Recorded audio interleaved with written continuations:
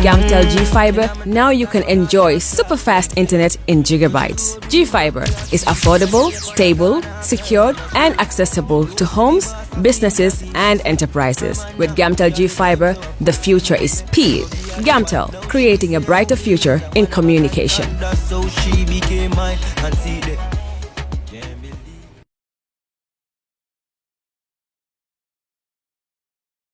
All right. Honey, did you remind him that the last time he sent the money, it was not enough to buy all the provisions? Oh, sorry, I forgot to tell him. Are you guys talking about money transfer to buy provisions? Yes. But don't you know about Baluwo? Baluwo? Baluwo? What is Baluwo? Baluwo is a service that your son can use to send provisions directly to you guys from the shop. Welcome back from the lunch break, everyone. Council, if we're ready to continue, please proceed. Yes, Mr. Chair, we are ready to proceed. The witness is being ushered in. Thank you.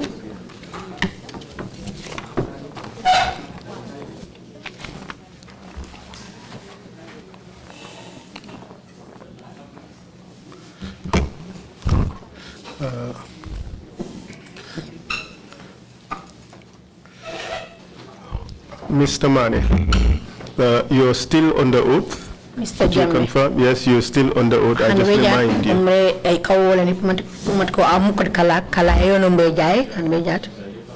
And you're expected to speak the truth, the whole truth, and nothing but the truth.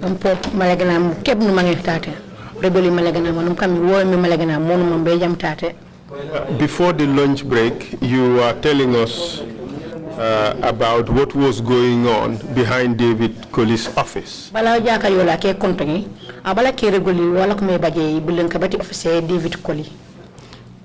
you confirmed to us that David Colley ordered what was going on behind his office.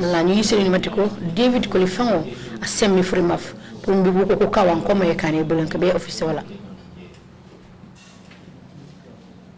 You confirmed, you told us that David Colley ordered what was going on behind his office, correct? David Colley, no semi-free muff,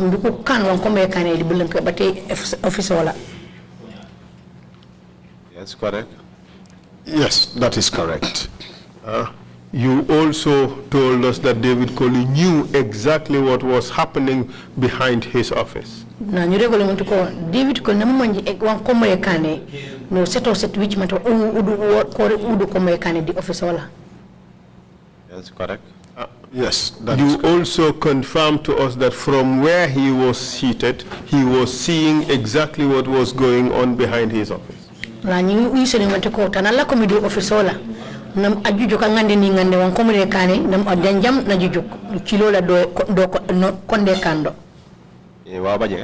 Yes, that is correct too. Okay. So you told us that you came to the place and you found a number of people.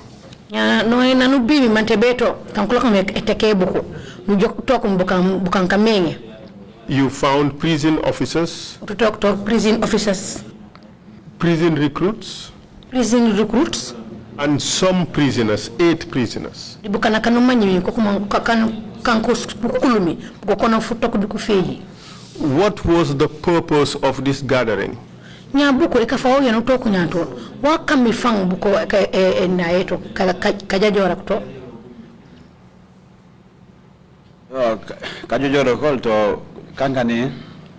The reason for their gathering was as in mobile yakutumala. It was because of a mobile phone that I was accused of. No, that was alleged. That was the reason why they had them all there. What were they trying to do when they gathered all these people there? Wa kula ke kan na kujaje me buku tu to the palace na no talk to me. Buku place is talking. The place I found them. One year ila wanyano kan wo kanto. What I thought they should have done, they never did that. Mr. Witness, you were not asked about what you thought they should have done. The question is, what were they doing? Nana ke mutu puru awanu sofme wa woko rem kukande. But awanu toke korekan waku mangebe baj.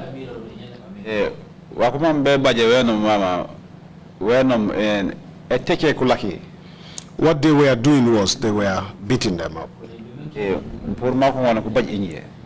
So that they would be able to get me. They were the same people that came back again and said what they had said was not true because the beatings were so hard on them. Mr. Witness, you are fixated about your own side of things. We are interested in the bigger picture. Why were they gathered there? What was the purpose of that of gathering all these people in that particular place?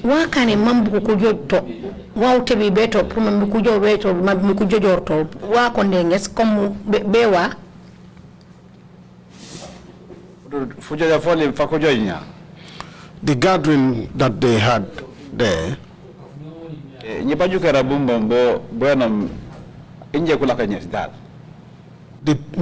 my perspective was that they were all trying to get me.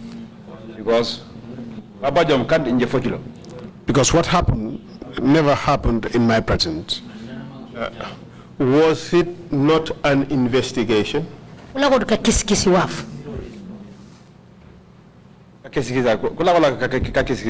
Yes, that's true. They were on an investigation. What were they?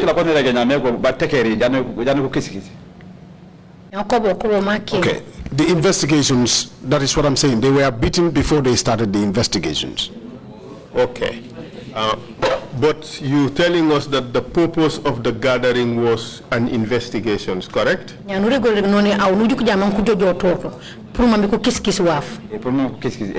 Yes, that's true. What were they trying to investigate?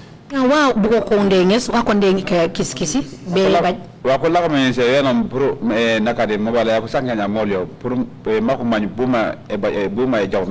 investigations were all centered on the mobile phone that they talked about as to how they got it. The phone that they said they could not recover it, they did not see it. So tell us about this phone. What was the problem? Who had the phone and what happened to the phone and how did you come to be involved? Mobile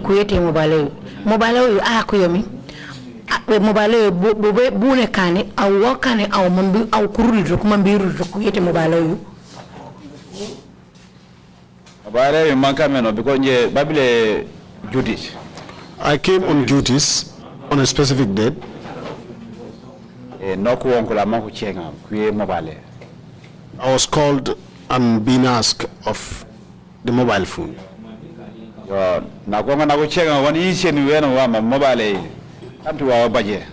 When I was asked, my response was that this was not true. But then the prisoners were beaten.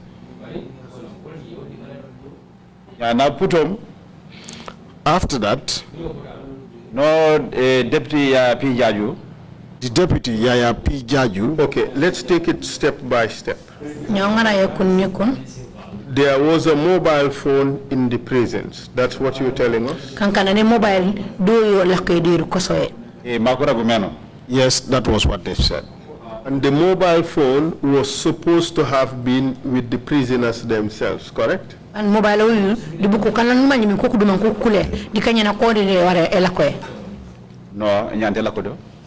No, they shouldn't have a mobile phone. Okay.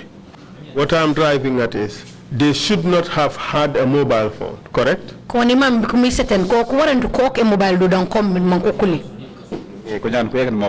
That's true, they shouldn't. But unlawfully or illegally, they had one.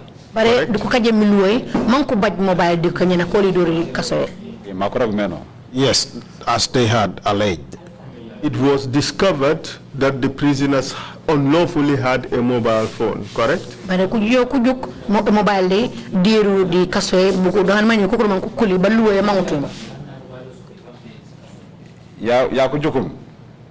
The phone they've seen,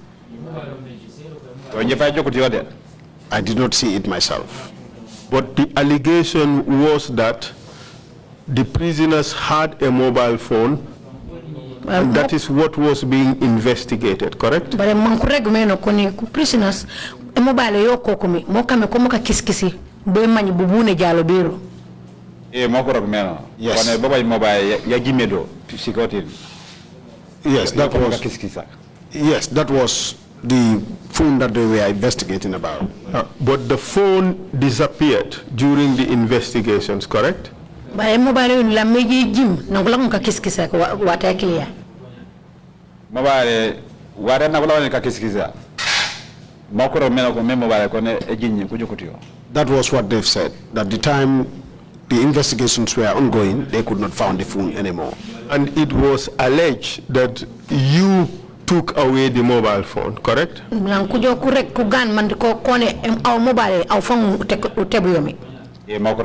Yes, that was what they've said. And that was the reason why you were invited into the investigations, correct?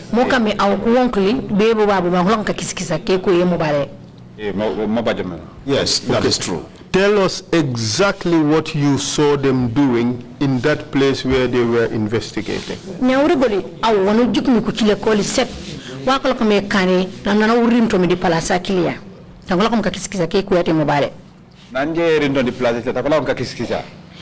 I arrived at the place where the investigations were taking place, between me and God, what I saw,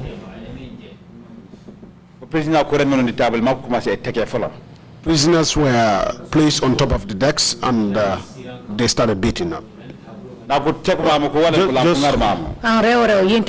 Just hold a second. Do you know which prisoner did you foresee put on the table and beaten?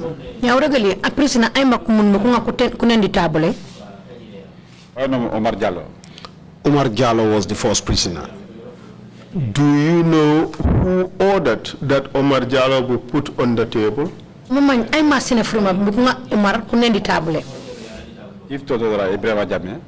It was the chief torturer, Ibrahim Jammeh. And who actually physically put Omar Jallo on the table?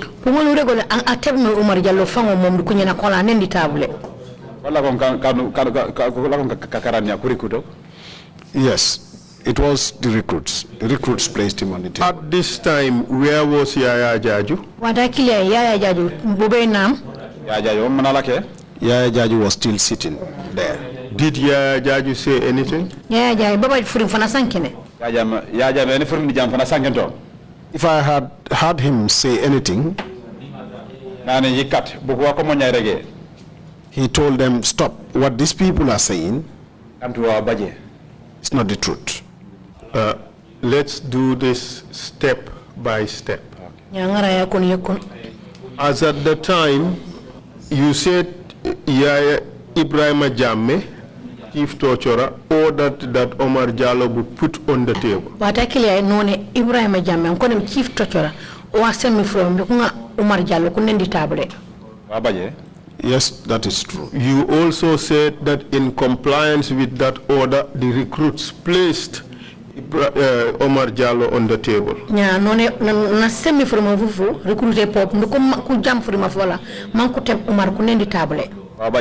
That is also true. At that point, did you hear Yaya Jaju say anything? Yaya Jaju, not Yaya Jammeh. What I heard Yaya Jaju said was, please stop. But that time, Ibrahim Jammeh, chief torturer, was more powerful than him. Why do you say that who was the most senior between the two, Yaya Jaju and Ibrahim Jammeh? Yaya Jaju kori Ibrahim Jammeh buku ama kamole fanga palo.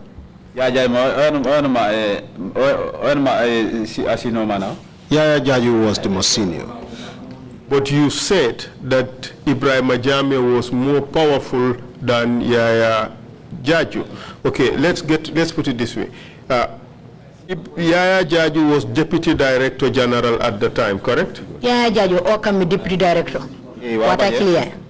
Yes, he was. And Ibrahim Jammeh was Chief Superintendent at the time. Yeah, Ibrahim Jammeh Okami Chief Superintendent what I clear pop. That is also true. Yaya Jaju was senior to Ibrahim Jammeh by a number of ranks. Kana Yaya Jaju na afang Ibrahim Jammeh pungono pinsi si number fang. Yes,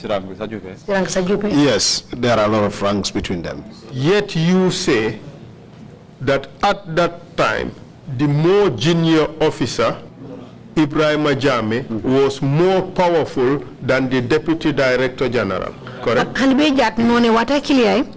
And from mana titi di Yaya Jaju o mi Ibrahim Jammeh o angole ma sem frima fu mambe ko ngole ko kamfo. Yes, that is true. How come or why was the more junior officer, Ibrahim Jammeh, more powerful than the Deputy Director General, Yaya Jaju? Na momu bu etme kani anu manji tentame Ibrahim Jammeh tentame yeti ande Yaya Jaju bu etme kani muno fam mabaji sembe Yaya Jaju an manji mo o fango sirankas.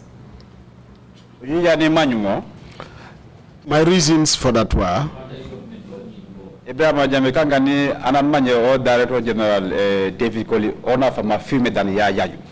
Ibrahim Jammeh happens to be somebody that the Director General David Colley trusted more than Yaya Jaju.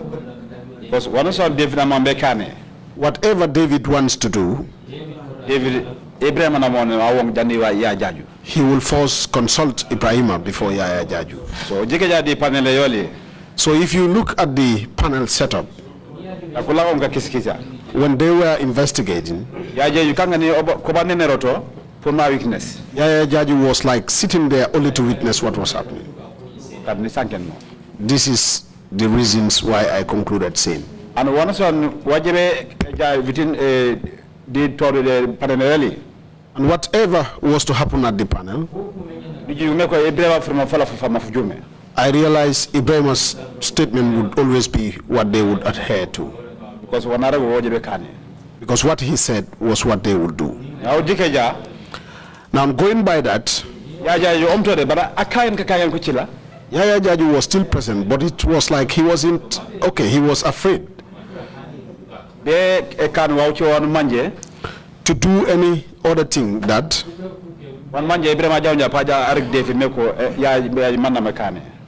if he does anything otherwise, Ibrahim would go to David and report.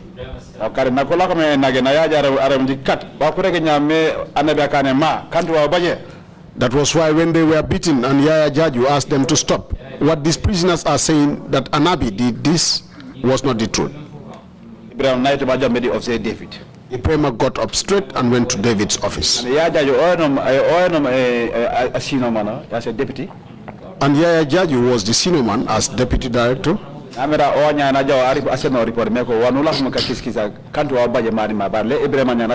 I believe he should have been the one to report same to David and not Ibrahim. That is why I said Yaya Jaju has no voice at that point. This issue about Ibrahim Jammeh being more powerful than Yaya Jaju, was it limited to just that particular operation, or was it the case that in general that time Ibrahim Jammeh was more powerful than Yaya Jaju? Ibrahim Jammeh o afanga mam abaje sembe Yaya Jaju mante dikku yankolon ka kiskiza kuyeti mobile to sembe wale fangu menik ekale Yaya Jaju mante dikku borka bi prison tu wa ho jontu ka sankena wala jo wa jot me kane frima fati Ibrahim Jammeh fo fangu mam fo baje sembe leto rek. That was not the only occasion. Abdou, Director General David Colley, because the Director General David Colley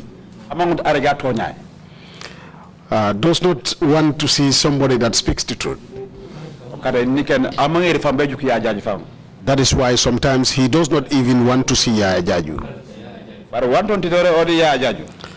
But what is between himself and Yaya Jaju?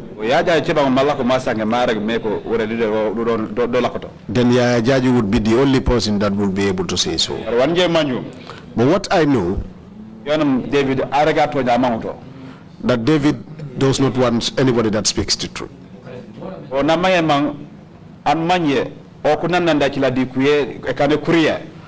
Always the type of people he wants is those that would be on the same boat with him to do the bad things on others. Those are the people he always wants to associate himself with. That was why Yaya Jaju was like a ceremonial deputy. In a sense, you were saying that he empowered Yaya Jaju's subordinates and valued them more than he did Yaya Jaju. Comme manu otome engol nu regal comme o ngare ande Yaya Jaju angaras awalen kula manga Ibrahima Jammeh arremben anu manyi o mi temta maiti Yaya Jaju. That is true. So on this particular occasion, who was running the show whilst the torture was ongoing? Nya funaka fofu na ngudako mekane ku ala ko mekatena ke na ewotei pumurega ala be te sene mananji kamma tam Ibrahima Jammeh was definitely doing so.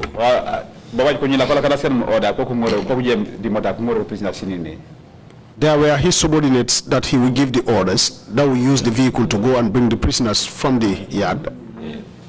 And who were these subordinates? They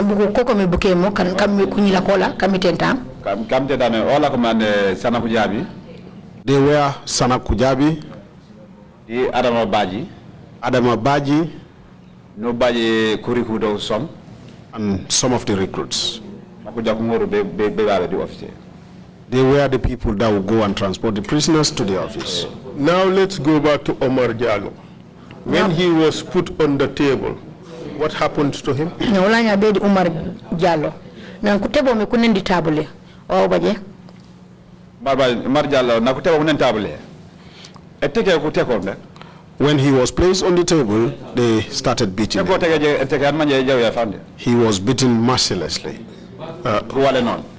Then he was brought down. Wait a minute. Who actually did the physical beating?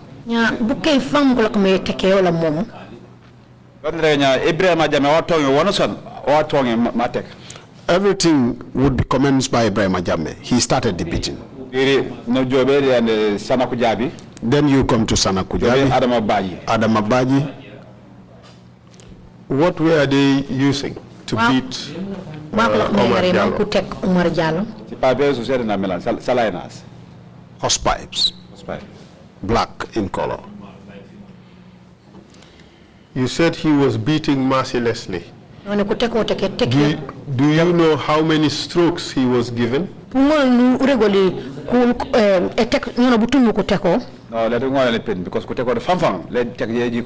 I cannot count because he was beating mercilessly. It was not just an easy thing. Because I was standing there. Was it 12 strokes or less? It's more than that. It's more than that. 20 strokes? It's more than that. 50? It may be around that end. Because I wasn't counting. Where was he beaten?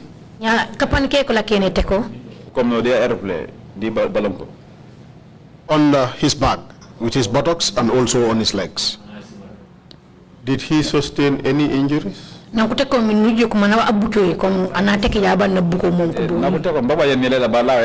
Yes, he sustained some injuries on his body.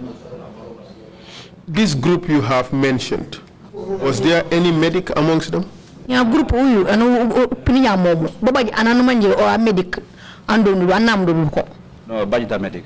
there wasn't any medic. Were you keeping any records of the beatings?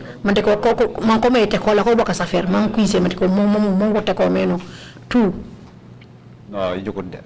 I did not see that. And what happened after Omar was beaten? Nya wo baje nang kutek mi Omar Kuban. When he was beaten already and they brought him down,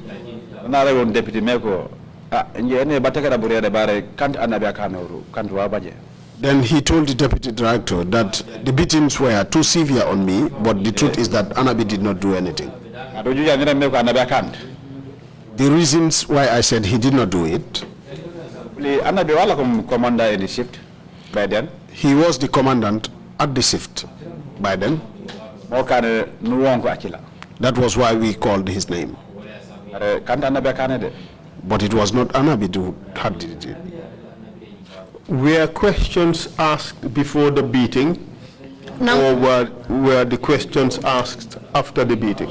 Nya kukengi kembala kuteki manteko batekiri kubanya kula kumeke ngoli. They were beaten mercilessly before they were asked these questions. How many times were Omar Jallo beaten in your presence? Yeah, Omar Jallo, nyono butumu kuteko au kuchile fuchuli. That was the only day I saw that Omar was beaten. During that period, how many times was Omar put on the table and beaten? Ya wata kilia na nkola kumeteko na kenge nane nyono butumbu au jiki kuchili na nkoteko nyono butumbu. Four times there. If I can recall, it was about 4 times. Let's get this straight. You said he was beaten about 4 times. Can you explain what you mean by these 4 times that he was beaten? Now, come feloli bubuno to me waka na mono nyono ni baki kuteko feloli bu kuteko ormeno. Yeah, no kuteka kuwale njadi table kula mkuremen. They will beat him to some time. They will beat him for some time, bring him down, then return him on the table, beat him for some time, bring him down. They did that for 4 times. That is what I meant by he was beaten for over 4 times. Did Ibrahim Jammeh beat Omar Jallo at any point during those 4 times? Yeah, nyono nyibakiro juna kloko mitekola. Ibrahim Jammeh. Baba na teko ateke Omar Jallo. All these beatings, he was always the first person to start. How many times in each instant would he beat Omar Jallo? Nya eteke yango to mitekola. O nyono butumbu na tumeteke ati Omar Jallo. I cannot count. But he has taken part in the beating, and he has done so mercilessly. What would you say to the suggestion that Ibrahim Jammeh did not beat Omar Jallo? Nya kom au konja olibe kenyi wano tumerege kom ana aragi yamane o atekut Omar Jallo. Ibrahim Jammeh atekut Omar Jallo. Atekut Omar Jallo. Atekotek. He beat him. He was beaten. If somebody came here and told us that Ibrahim Jammeh did not beat Omar Jallo, what would you say to that? Yeah, come na Anabi la kutata no kanya mom ma regulamente ko Ibrahim Jammeh atekut Omar Jallo au anakilia wano tumeregola. I'm not sure that will ever happen. Because all the people I've named here that were present on the panel, they all saw what Ibrahim was doing. And I believe they cannot come here and swear to the Holy Quran and say he did not do it. What if Ibrahim himself said that he did not beat Omar Jallo? What would you say to that? Yeah, kanja Ibrahim fongola la kutan la konya mo manane o atekut Omar Jallo. Wana tumeregola. That would be lies. How about who was the next person beaten? Nya nangutek mu Omar Jallo kuputo. Ay ko lanko kutek. Then Lamin Jah was placed on the table. And then tell us about Lamin Jah, what happened? Nyaore goli kuye Lamin Jah wabaje. When Lamin Jah was placed on the table, the same Ibrahima came back and started the beating. Then it followed by his subordinates and the records. He was beaten for some time. He asked them to bring him down. He used to refer to him as his uncle, and he said, uncle. He said, uncle. He said again, the truth is that Anabi, what they say about Anabi is not what had happened. He told them, you would rather kill us, but what we've said here. The beatings were too much on us, that's why we said so. That was why we mentioned his name. Then the deputy director, Yaya Jaju, asked me to go back and continue on my work. Hold a second. How many times was Lamin Jah put on the table and beaten? Lamin Jah, nena butumu kutewo kunendi table mankuteko. In my presence, it was done 3 times. They will beat him to some time, bring him down, then after some time they return him on the desk, beat him again and bring him down for 3 times. During that period, did Ibrahim Jammeh beat Lamin Jah? Watakili anangolok mtekati Lamin Jah momo. Ibrahim Jammeh anatetek Lamin Jah.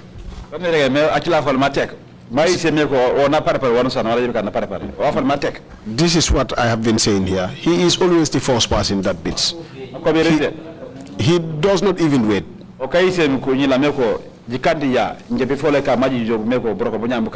He does that to show to his genius that if you don't do it, I will be the first person to demonstrate what you will be doing. David was still sitting around his window and watching. What if I tell you that Ibrahim Jammeh just took the pipe and he did like this to Lamin Jah? What would you say to that? Ibrahim Jammeh. Obanga fu pipe of mom mate be mom na nem mom. Wana tumerege mom. That would not be the truth. That is not the truth. If that was what he said, then he was speaking a lie. I am older than Ibrahim. I will not come here to swear on what Ibrahim had done.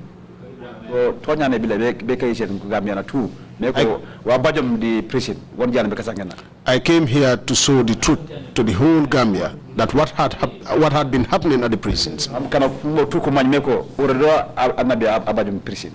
everybody would know that this was what Anabi had at the prisons. If I had not come here, they wouldn't have known what happened. Some people heard about it, but it was not clear to them. We are told that there was a hole that was dug around the place and prisoners were threatened with death if they did not speak the truth.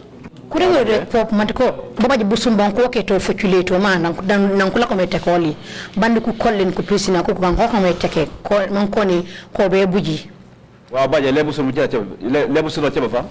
That's true. It's not only the whole. There were some spades and some pickaxes also placed around. He brought a paper and said, this paper, it's from the top. Now, if you do not say Anabi, we will kill you and get you buried. Because Vision 2016, because this Vision 2016,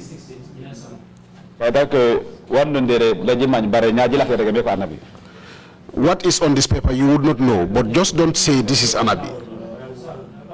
So in effect, you are telling us that he was threatening prisoners, that there is a new order that came from the top, and that if you did not implicate Anabi, you would be beaten to the point of death? Yeah, kankana mate au mano mambere gole moemi ko kolenku gunda ko kangola ko meteke mi anku squeeze order mante ko order yu fatiya ni pullo kanja le ko won karsa koli panku buji manku fokido busuna bakilia wa baje yo no broko bola. That is true. That was his work. Okay. That was what he was doing. Because if not for that, I believe the prisoners wouldn't have called me. Because they knew the type of person I am. We would come to all that. You said you found the 8 prisoners.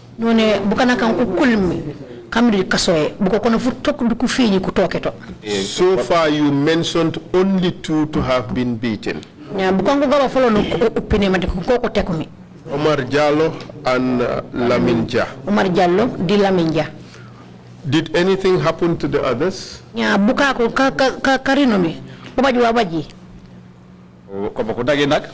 Yes, they were also beaten. Who was also beaten?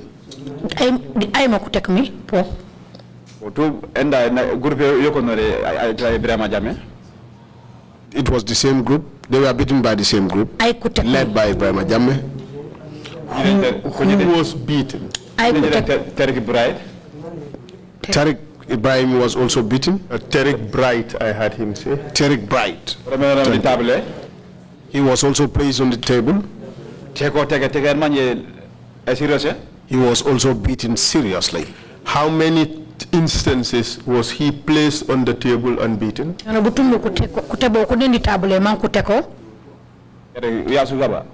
For him, it was on 2 occasions. Did Ibrahim Jammeh beat him? Ibrahim Jammeh is what I've been saying. He is always the first that will beat. If you see his subordinates having the fit, because somebody that you are training, you that had the experience of the job, if you do not first do the action, do you think those ones will do it? But what I saw is what I'm saying. Ibrahim was the first person that beat. Are you suggesting that Ibrahim was also training his recruits to torture? Kankan pop ayero goli mito ko Ibrahima mateke nya mom tu yis bu ko nyila kam ka karanga diki ko nyina kola bu ko rem ko tekeno bu ko rem ko rokeno ba jukere mo njal nye mon jukumeno monam ka trainer keno. Yes, I came to that conclusion that that was what he was doing. Because banya uli utenda chila mo, and we did not train him that way. We did not train anybody to beat. But for him, that was what I saw in his training. After Tariq Bright, who else was beaten? Yang put me Tariq Bright. I am take me. You don't man standing. Then standing was also. Stanley, do you recall his second name? Stanley Kasafa Kola Woloko. I used to forget his second name. Where is Stanley from? Stanley Bubena Purlo. Stanley, if I can remember, he is a Nigerian. Who else after Stanley? I'm putting me Stanley Aima. Then Modu Sonko was also placed on top of the table. Sonko, was he beaten?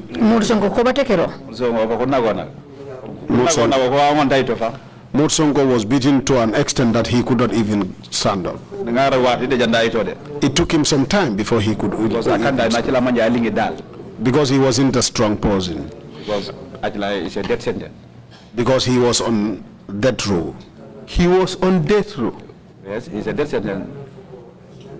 Do you realize that under the prison law, you cannot apply corporal punishment on a death row inmate? No, ana numanyi mikoba kulero purumba kando simita solo tu di kasoe. Eske numanyi mateko luwa sent mambi ana teko teke ejakuta Wabaje? Yes, I know. I know about that. And is that law known to prison officers? Nya buku kam broka prison. Kumanyi luwa kilia. Because because Anosan I would say they know. They are the ones doing it. Because anybody that train,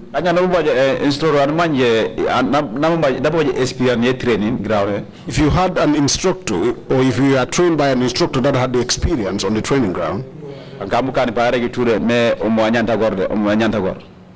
in as many circumstances, he would tell you that these are things that you would not do in the process. But what I saw was they knew and they did it willfully. Thank you very much. And who else was beaten?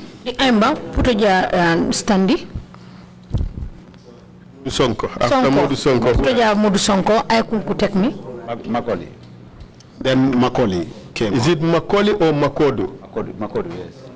Makodo, yes. And who else? The Amba. I'm put on Makodo. I'm could take me. Ramses. Ramses, what's his full name? Ramses Karasa Kola from Buma. Soriba Conte. Soriba Conte. So all these 8 people were beaten?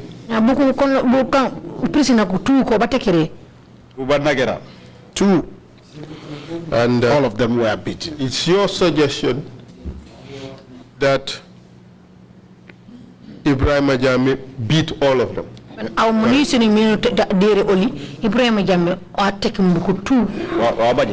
Yes, it's true.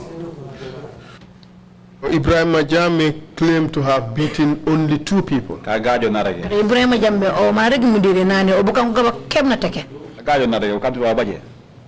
was a lie. He was not speaking the truth. Why do they call him chief torturer?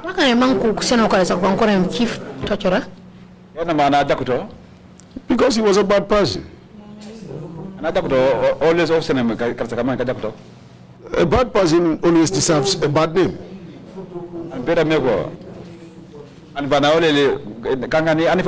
Director General David. It's like our Director General David. He got his powers from the Director General. If David is not a good person, Ibrahim cannot be a good person.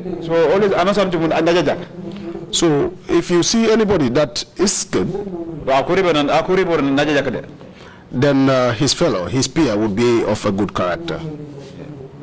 But, okay, that investigations, did the prisoners implicate you? Nya kiskise unanglo kame kane na ekuloka itake buku kuungu kudokora sakoli nakola kame nage nakola kame nage nyano kubim kulam ko change ko meko kanti wa baje. When they were beaten, all of a sudden they came to say it wasn't the truth. That was what I know about. Then Yaya Jeju asked me to go back to my work. And then what happened?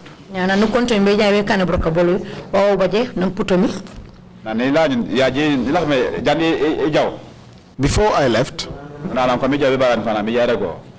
he asked me to wait for him to go to the senior and report. Then from there we could not see again. With the deputy, we could not see.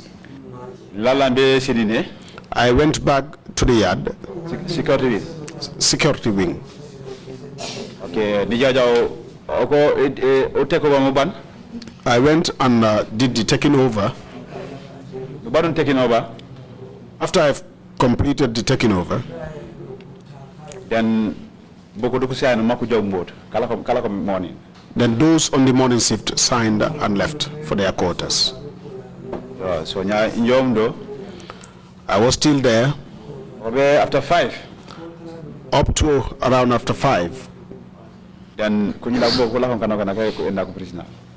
my Guineas were returning the prisoners. When they returned all of them to their cells,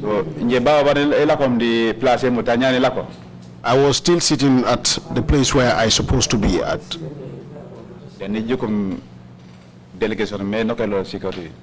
I saw a delegation come into the security wing, or entered the security wing. The leader was Deputy Director Thomas Jaju. The Deputy Director Thomas Jaju. Commissioner Jaju. Following was Commissioner Mamadou Jaju. Commissioner Keba Sise. Then Commissioner Keba Sise. Officer in charge security wing. He was also the officer in charge security wing. After he left, then he came back again. Then Chief Khalil Sane. Then Chief Khalil Sane was also within them. Nujo Pio Lamin Jabang. Then Pio Lamin Jabang.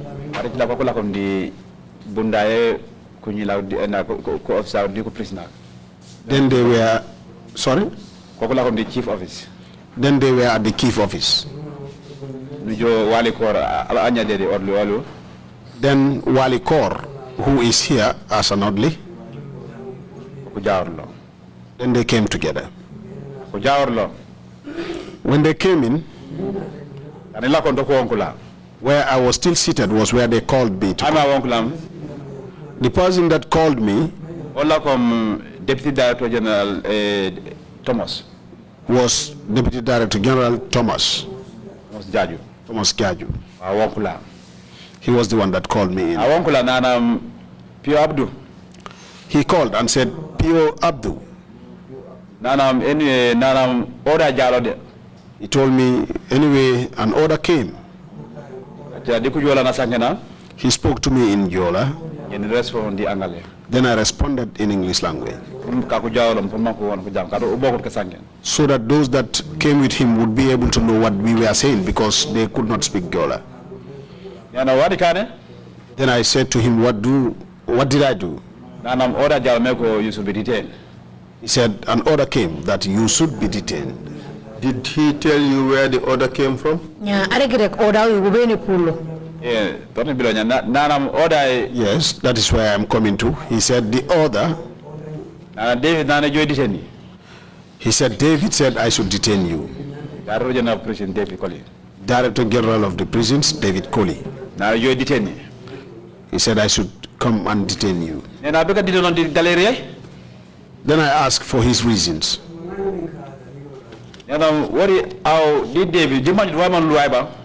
I then asked him, is it that yourself and David do not know what the law is? I said to him, the Deputy Director General,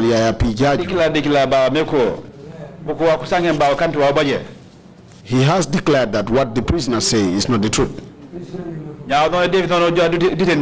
And now you are claiming that David said you should detain me. Deputy Thomas. Then I called him by his name, Deputy Thomas. I told him we are all from the same area. You are from Kanilai. I am from Kanilai.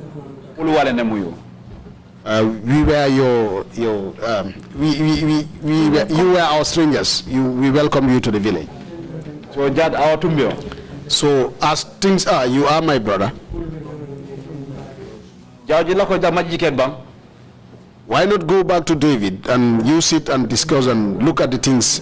I told them I would not be detained like that. Then he insisted that you must be detained. He said, if we will not detain you, officer in charge, your officer in charge, who was Commissioner Keba Sise, sorry. And then replace Akila. Then we would replace Commissioner Keba Kinte. Keba Sise, sorry. Keba Sise. Then I asked, yeah. Keba Sise spoke to me. And Atiom. He said, my brother, that is my younger brother. He said, don't worry. These people are after me.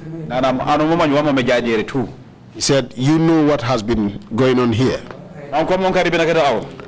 The same way they are up following you is the same way that they are doing to me as well. Now that we have a law, he said, accept and you go into detention. Then I asked for confirmation. I then told him I am not convinced. It's better. I said that it's better. You don't maji charge mo jare loi. You charge me and we go before the law. Yene fi mo waktu mo lon kantu wa baje. I am pretty sure that what they accuse me of is not the truth. Nanam hani sabare. He then said, no, please. We spoke for about 40 minutes. I refused. Then I started crying. Sorry, Keba Sise started crying. Then I was like, why would he cry? Because I knew if I insist and refused, then he will be replaced. He would be on my position. Then I thought about it. I said, because there is a law, let me comply. Were you actually complying to the law, or you were complying or you were submitting to their powers? Nya au na numjo mi kumang mante au December yoli nombe e kami mang onde mang mante luai yanto me finto yo kami mumang. December yoli. No, it was on their powers, not on the law. At this stage, were you charged with an offense? Nya wata clear but wan kutumali mate ko ulenu kajene. No, I wasn't charged. Were you marched before a superior officer? Na kutebite mantebe anifano lo nomanyemi o to koto metaboli manku do kurego mujo yingo. You are bajot? No, that never happened. Were you in fact told of the offense you committed? Wala wanu kajemi wanko kurusof matu wonu kajene kurego yo miwa. I was not told. Ole ya kurega yo no enakati katumala babukutumala. The only thing they told me was the issue of the mobile phone that got lost was why I should be detained. And then what happened after you agreed? Okay,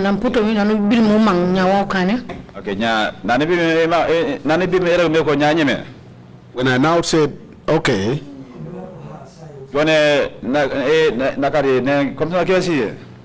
I mentioned Commissioner Keba Sise's name.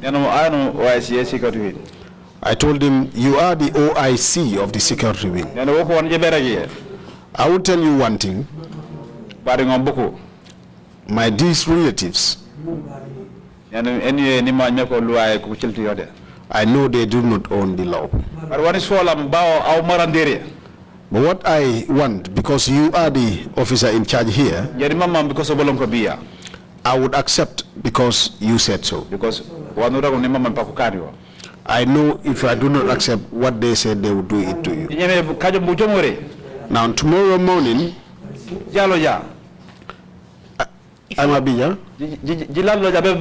tomorrow morning when you come back and report to work, Go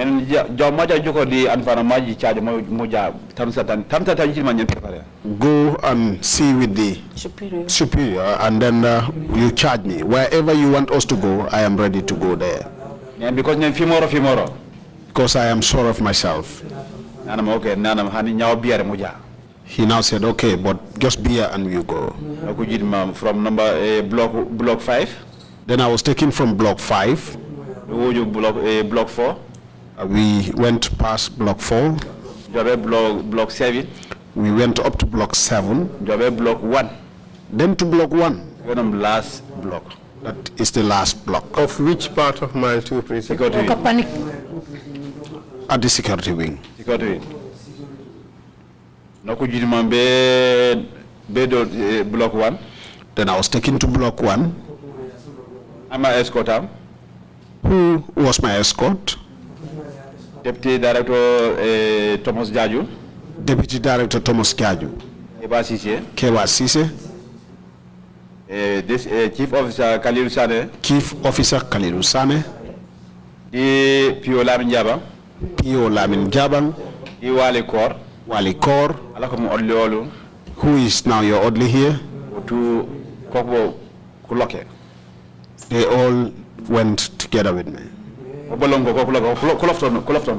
They weren't close to me, close.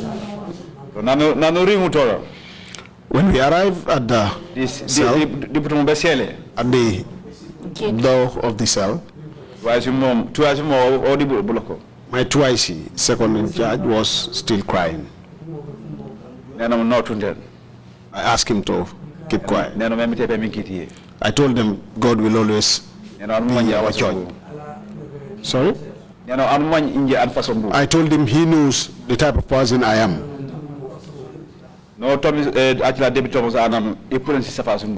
Then the Deputy Thomas asked me to take off my jujus. I did as he ordered. He asked me to take off my beret. I did as he ordered. He asked me to take off my ranks. I did as he ordered. I took off my lanyard. He asked me to take off my boots. What was left with me was my uniform, trouser, and the shirt. That was what was left on me. And then? Then he asked me to enter into the cells. Cell number 9. Cell number 9. Of the security wing. It is security wing. As far as you know, was it lawful to detain a prison officer in the security wing? Now, out de manjoli, mantilu essence and pumambo utep and okulo the security wing and manjimi officer. I know it wasn't a correct procedure. But they did it with their powers. Because that time, senior officers too come in prison. All the senior officers within the prisons, you would count them as to the people or the senior officers that were ready and willing to speak the truth to David Collins, because they were all afraid of him. Whenever they see David coming, even if he comes out of his office and stands by the veranda, you will see everyone leaving. You will see everyone what? Leaving. Finding their way to do their own businesses. But they will not stand, see with him. So you were unlawfully detained in the security wing?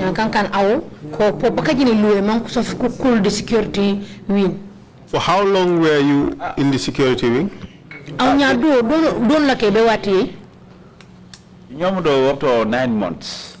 I remained in there up to about 9 months. But I saw it like they had their own law. 9 months. Before I had have the 9 months there. For 5 months. Around the 5th month, I was taken to the NIA. When I was taken to the NIA, the NIA rejected. Wow. Then I asked, what happened? Because those officers because humanity. Because the officers I could not recognize them as I did not know them. They asked me to go back. You do not do anything. Then it seemed to. And I asked, why do you say I did not do anything? I told them I've been at the security room for over 5 months now. And now you are saying I do not do anything. I was returned. I was still there for some days. I was returned to the NIA. We went to the NIA. They still insist that I did not do anything. I was and they returned. Still, I spent some time at the prison. I was returned to the NIA. The same people from the NIA still insist that I did not do anything. And this was something that I believe and trust that I did not do anything. If I had done anything, the NIA, they sent a lot of prison officers to jail. There has never come a time that a prison officer was taken to the NIA and he returns to the mile 2. But it started with me. Because I still believe I did not do anything. Because that was why they could not handle my case. What they told me was, David is the only one that knows why he detained you. Then today, David would be the only one to release you, but not us. You people should go back. Around 7 months. Okay, we went up to about 7 months. I had some rumors that my wife used to come, and she would be told that I was at the NIA. If she goes to the NIA, at this stage, was your family ever informed that you were in detention?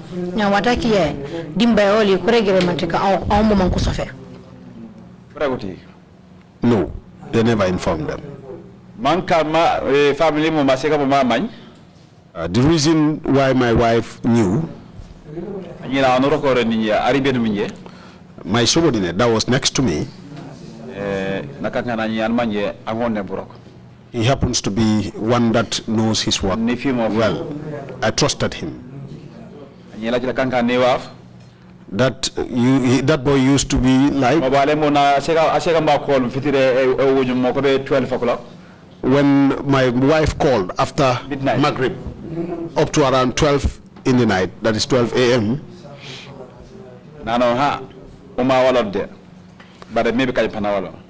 He told my wife, well, this one is not going to close today, but probably tomorrow he will. Then my wife asked, where is he? He told my wife that we went for a mission. Because he was afraid. Because during that time,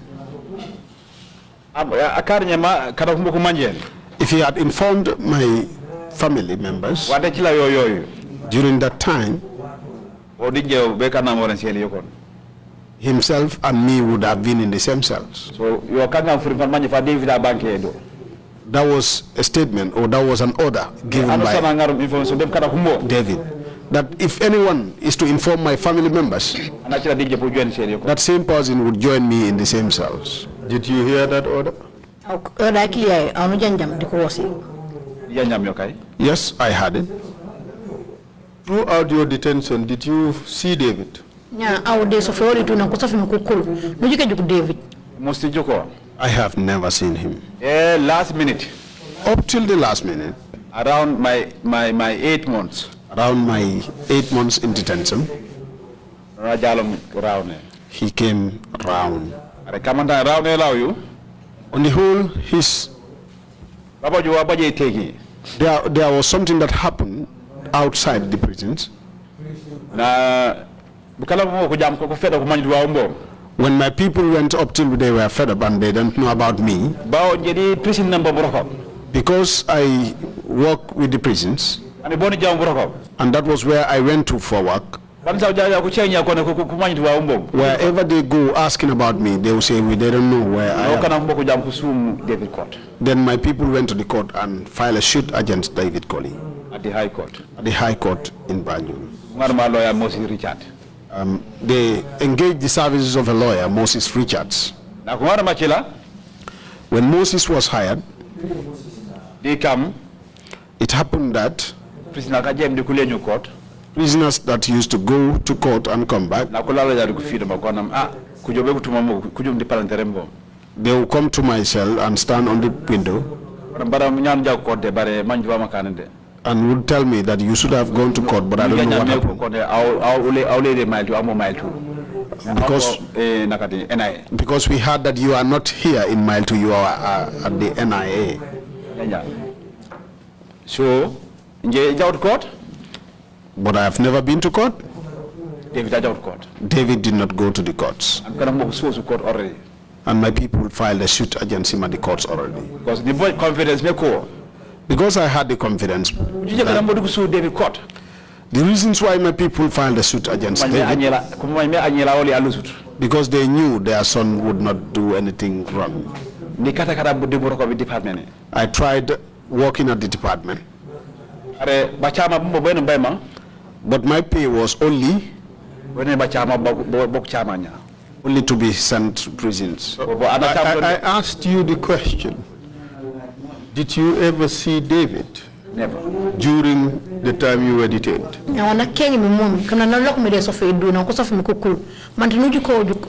David. I have never seen him up to the 8th month, like I said. That was when he came round. Number 5. He came from number 5. Number 4. Number 4.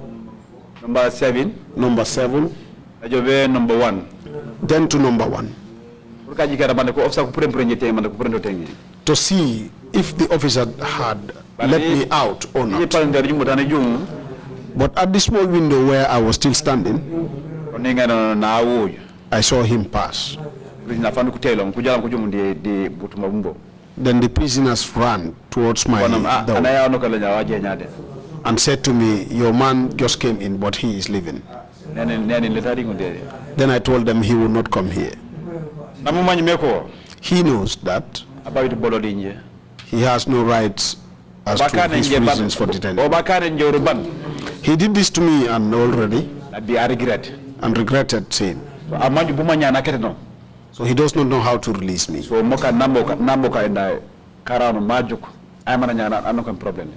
this was why he was going around to see who else he would put in trouble. That is what I've seen in it. And how did you come to be released?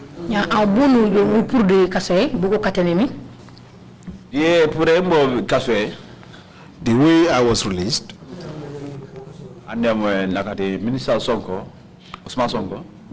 there is one minister, Usman Sonko, because during that time he was the one there, and he knows about my problem. How do I conclude that he knows about my problem? Because there was a time the recruits had their passing out ceremony at the Makati Square. That was where David promptly speak bad about my family and said to them that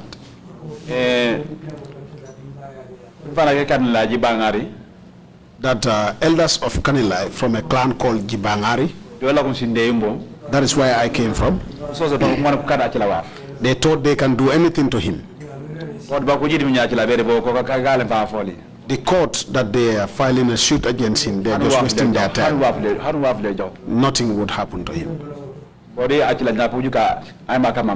And those ones and him, they will see who will be the mansa between them. Then Usman Sonko was still sitting there. I did not hear anything. But you were not present there. You only heard about this from other people.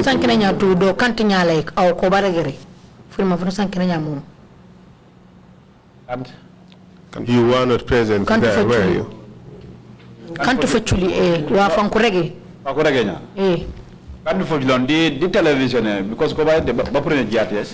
Yes, it's true. It wasn't my present, but it was in television, and it was hired on GRTS, and also my subordinates came and told me. They stood at my window and told me. What did he tell you?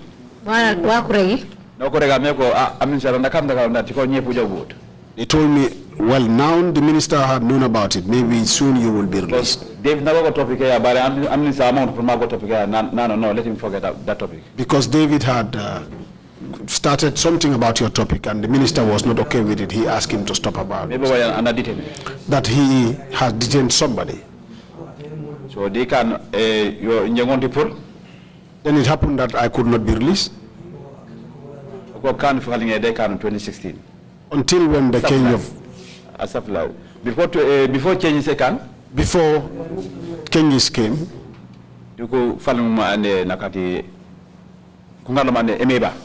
Then they brought Emeba. At this time, where was Sonko? Then that time I was told Sonko had run away. Had absconded within the jurisdiction. The sister service they are told. Then Emeba, during the tour of the sister services, he was told that David had some prison officers detained at the security wing.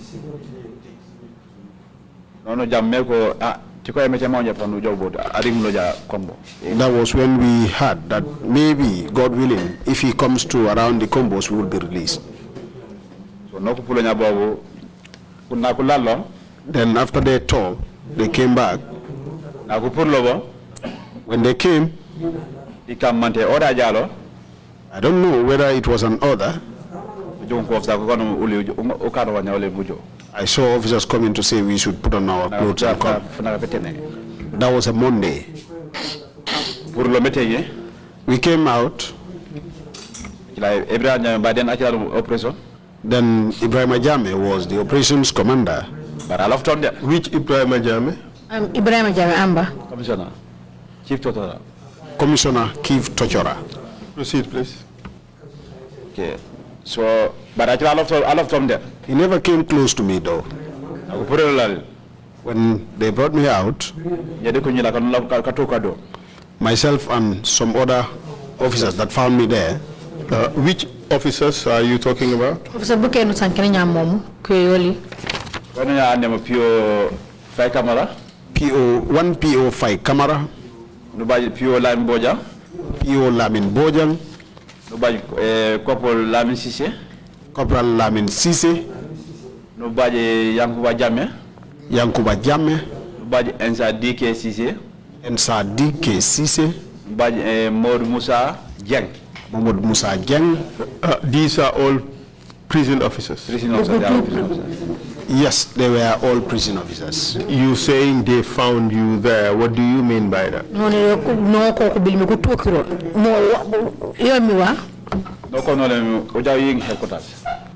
They asked us to go to the headquarters. Were they also detained, these prison officers?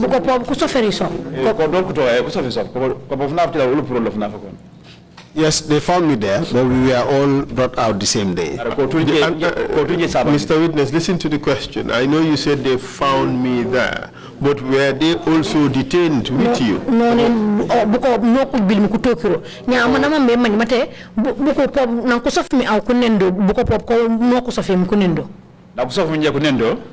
When I was detained, they also arrested them and brought them in there. One-man cell. All of them were also in one-man cells. In the security wing, correct? Yes, at the security wing. Was that lawful? Your No. Proceed, please. Continue. Proceed, please. So you were all released together. Where did you go after your release? We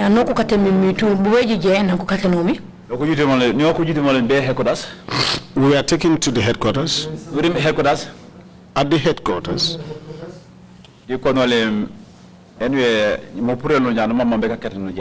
He told us we wanted to release you today, but you would have to allow us to go and discuss with David, himself and the senior officers. After their discussion, in-house discussion,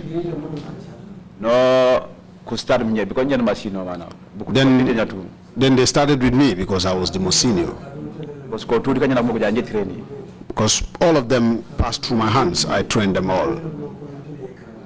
So they started with me. Charge office. I was taken to the charge office. By the name and CSP Karfatamba. CSP Karfatamba. Nanam statement yanu safelum. He told me the statement you wrote is not in your favor. I believe you should change the statement. Otherwise, you will go back to the security wing. Then I asked, is it me? That I should go back to the security wing? Because of me filing statement. Because I should make changes to my statement. Then I told him CSP Karafa. If that were what you discussed with David, return to him, go back to him and tell him that Anabi said he is not going to change his statement. I told him if I am to change my statement, then I have lied to the whole world. Because what I have said wouldn't have been the truth. I told him I will not change my statement. Then he said, yeah. It has not taken long. Jammeh operation commander came in. Chief Tochora came in. When he came in, he spoke to him. He looked at me.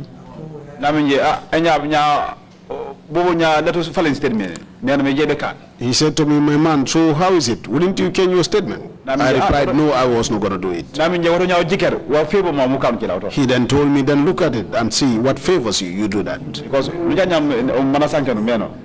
Then he said to me, do you hear what Chief Kerr said? And he is the one that has the charge book. I called his name, Ibrahim. If you were to go for any business, please go and do that. When I was in the security wing suffering, there were nobody that even took a cup of rice to my family. I am ready for anything. Wherever you want, where I am right now, enough is enough, I am ready. If I should die, then I am ready to die today. But security wing, I will not go back. You hear that and understand? He left. Then I was only left with CSP Karafatamba. He still insisted and said, my man, so you said you weren't going to change your statement? I still said, no, I will not change. I told him I will never change. He still asked, you said you will not change? I said, yes, I will not change. He threatened that then you would go back to the security wing. I'm ready for anything. I then told him I was ready for anything. He was still sitting there. He bent his head and rise.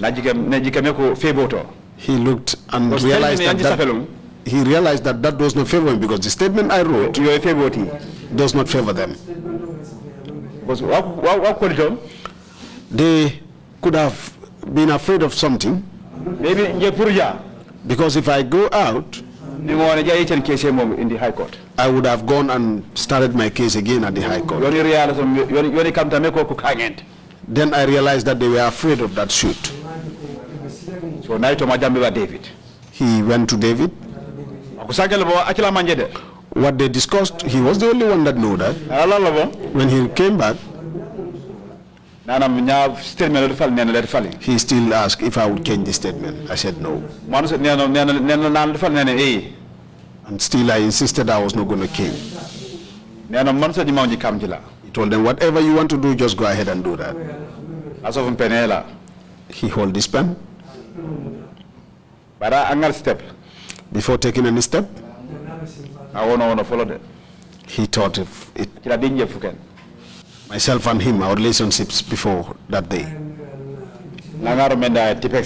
He took a tippet, mark corrector. Guilty and not guilty. On the statement, there is a portion that you will write guilty and also another portion that you will write not guilty. I'm not guilty. Where I signed that I was not guilty, he took the corrector and he took a pen and wrote guilty. Why would he have done that? Because I realized that he wanted to favor David, so that he would do whatever he feel like doing. After doing that, he did not show the book to me, where I wrote my statement.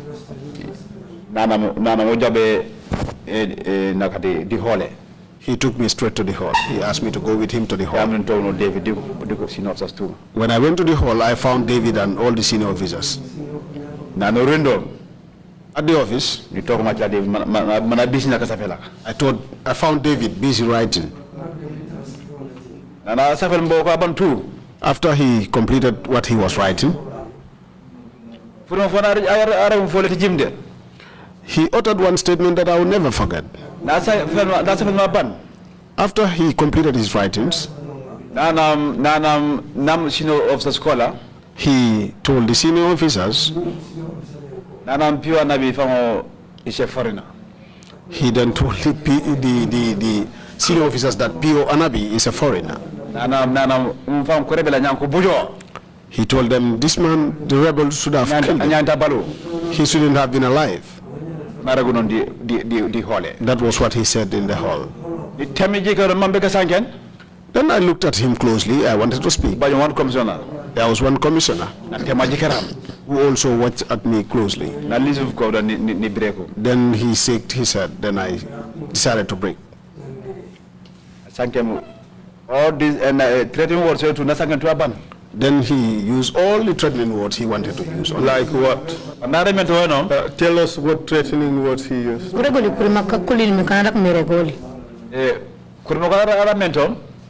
The statement he added was, whether you like it or not, I was going to demote you. And nothing was going to come out of it. And if you are not careful, what would kill you, you wouldn't even know about it. And I believe there were threatening words. Then I asked, I told Karafa, are you people ready? And he said, yes, we are done. He told Karafa that they should take me out. He does not want to see me in his office. When he demoted me in rank, I sent him any letter. He did not give me any letter. And when I was promoted, I was recommended by PMO. I was recommended by the PMO. And it was approved. Then I was given the PO rank. And I could serve as a letter. And I was served with a letter. But when he demoted me, I thought I was going to be served with a letter. So that I would know what I would have done with that letter. But I realized all my powers were seized. But this document in which the PO Karamba, PO Tamba, whatever, Karafatamba wrote, CSP Karafatamba wrote guilty. Did you see it again? Nya kaita kakilia kadang Karafatamba asafe matiko au malage nusonso matiko au kayeni luwe. Uju kaita kakilia. Karamakum. Defuna veja uju kutuko. But I believe kokudo define emo. From that day up to today, I have never seen it, but I believe it should be in my file. If they would not detach it from my file, it must be in my file. Did you agree with what he wrote on the document?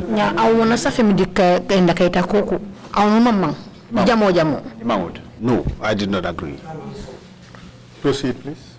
Well, after your demotion, what happened? After my demotion, they asked me to go and sit outside. Then they took another PO. I noticed he was also demoted. Another PO. They took in another PO. He was also demoted. I saw a couple being taken. Demoted too. Two private officers each $1,000 were levied fines of each $1,000.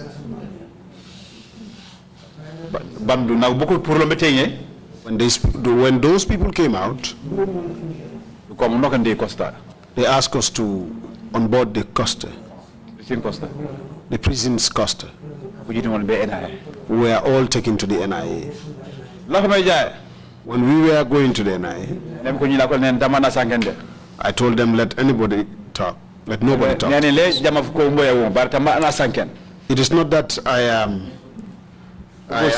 would know what will happen, but let nobody talk. These people had already taken all our powers. We have no powers anymore. Whatever they would have said.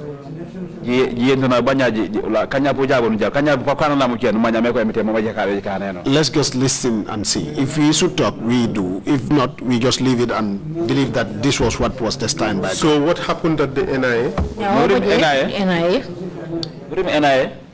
At the NIA, conference hall. They took us to the conference hall. So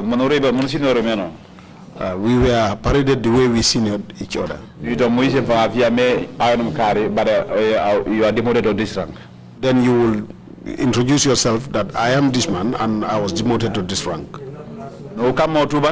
After all that, what we were advised was we should go back and hold on to our job with two hands, hard. Because what happened is not that it had only happened to all of us. So nobody should be discouraged to think of leaving the job. That we should go back and continue on our work. Whosoever wants to do anything otherwise, whatever you see, it would be like you asked for it. All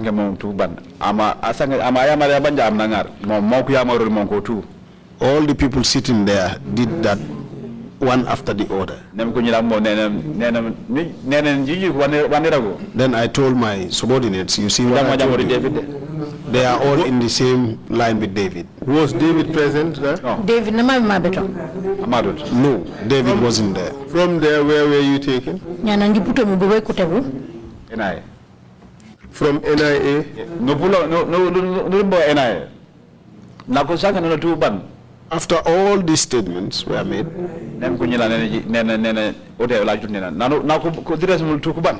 after addressing all of us,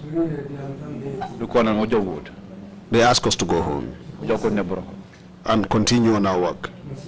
Was this the first time you saw your family? Since your detention?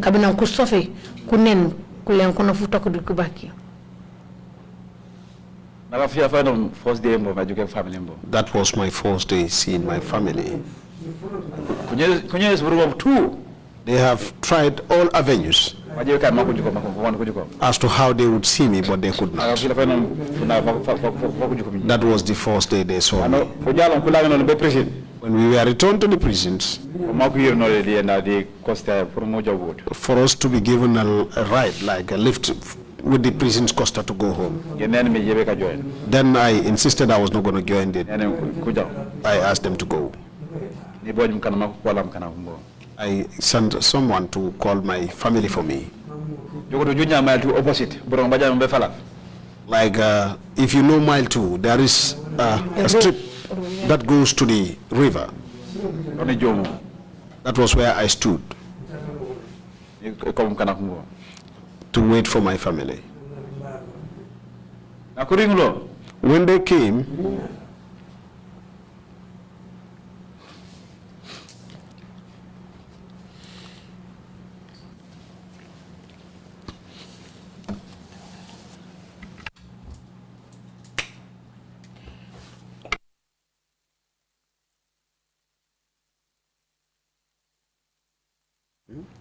no, it's fine.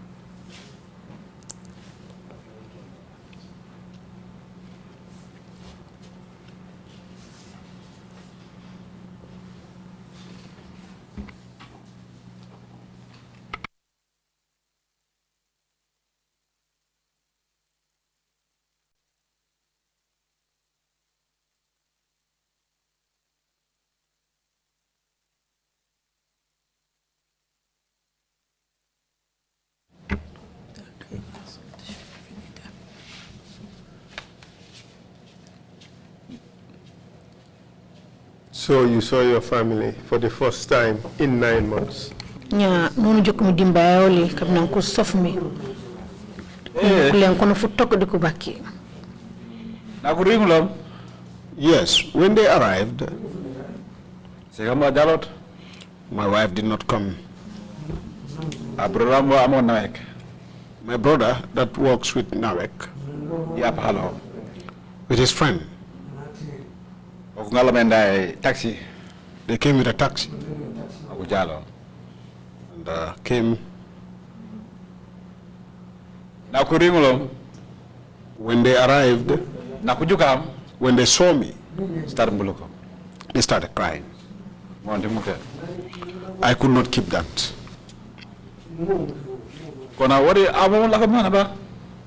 Then they asked, was this the way you were here? I answered in the affirmative.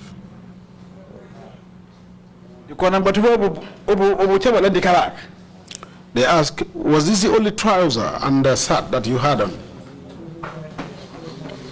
For these 9 good months. For these 9 good months. Only this trouser and that shirt. I answered in the affirmative. They asked of my pants, my underwears. I told them I have none. I told them I have none. I told them the only one that I left home with was the one I was using. But they said they knew.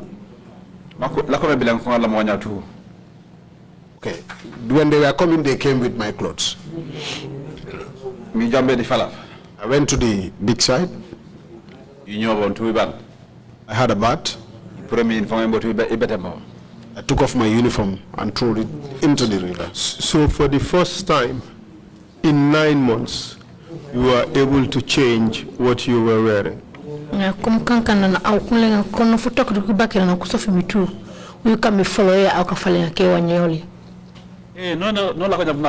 yes, that was the first time, and it was on that day. Because imagine any access. Because I had no access. You were not allowed a lawyer, were you?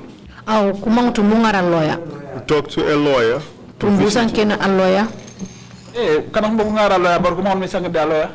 My family engaged the services of a lawyer, but I wasn't allowed to talk to that lawyer. Appear your court. If he appears before the court, if the lawyer appears before the court, they will tell him I'm at the NIA. When I was at the mile 2. This was what they were doing. NIA mile 2. The lawyer was discouraged at the end. So, because he does not know. In a sense, you were basically disappeared at some stage. Good, exactly. Exactly, that was what they did. So you were not allowed to see a lawyer? Yes, they do not allow me to see a lawyer. You were not allowed family visits? For several times. My wife came there for several times. They do not allow her to see me. My brother that is with the army, he came to see David. So that they will negotiate. If I were guilty, then they should charge me before a court of law. If I were to be convicted, then let me serve my sentence. But all my rights were seized. At the security wing, how was the food?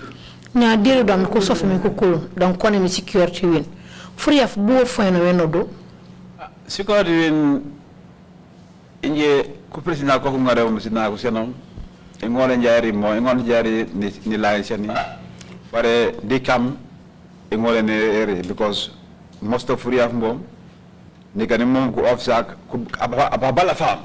At the security wing, most of the time, the prisoners used to bring food for me. But I will check and see. If I could eat, I will eat. If I cannot, I return it to them. But sometimes the officers,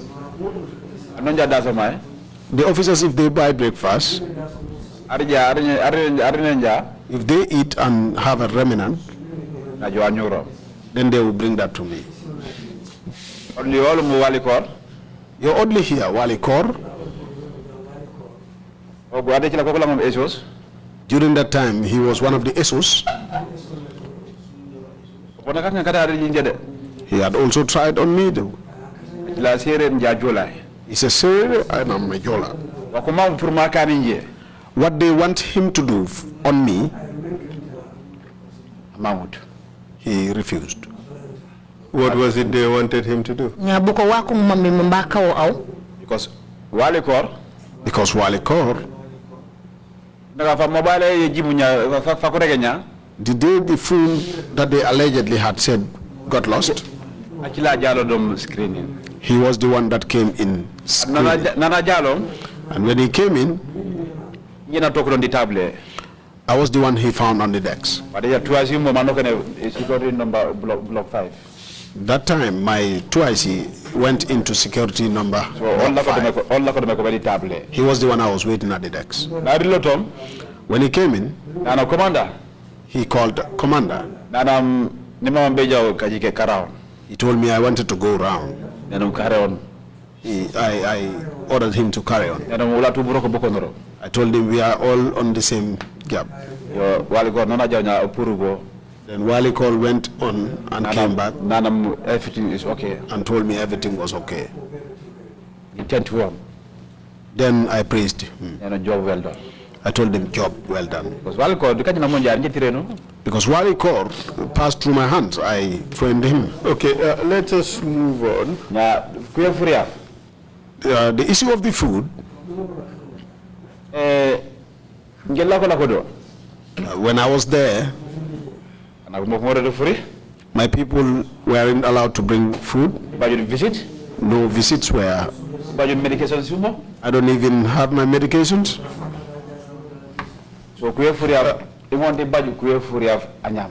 So the issue of the food, I never had the food coming. When they bring food, if I can eat, I eat. If I cannot, I just return it. What I saw on the food there,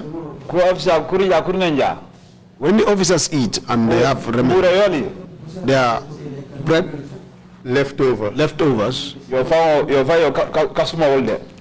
they would have to smuggle it. Because if anyone was caught, because that time David had his own special NIS, that would bring the food for me.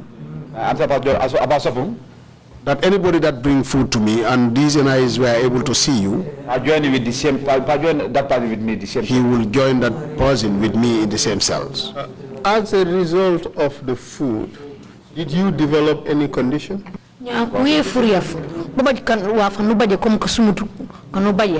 Yes. Yes, I did.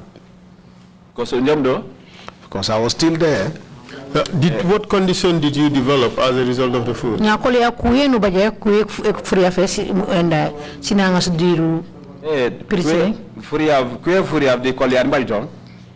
the side of the food, the hardship I had was when the food is served and they give me my share. Anytime I eat, during that time I was an ulcer patient. If I eat, I vomit afterwards. This keep going. I ended up being used to it. So if the food is served, I will be able to eat a little. But the food wasn't good at all. I will not be speaking the lies here. The kind of hardship I had at the security wing, since the inception of Mile 2, if there had been any officer that went through the same, then I would be number one. I would be number one. Anyone that had gone through that hardship is just helping me. Because prisoners used to have rest. But for me, I never had any rest. Always indoors. always I am indoors. It went up to I got a sickness, I felt sick there. Let me ask you this question. Do you think what you were going through was fair? Do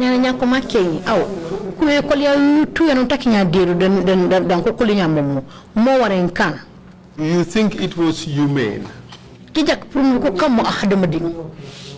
At all. No, that should not happen at all. That is why I said I will not come here and not speak the truth. Mr. Witness, what I am trying to show is what was happening to you was not unique. This was the same medicine you and your colleagues were giving to other prisoners.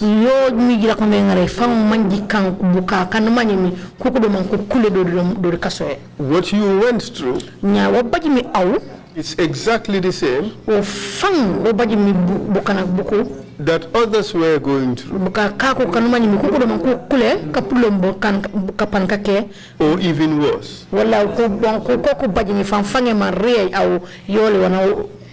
Do you agree with that?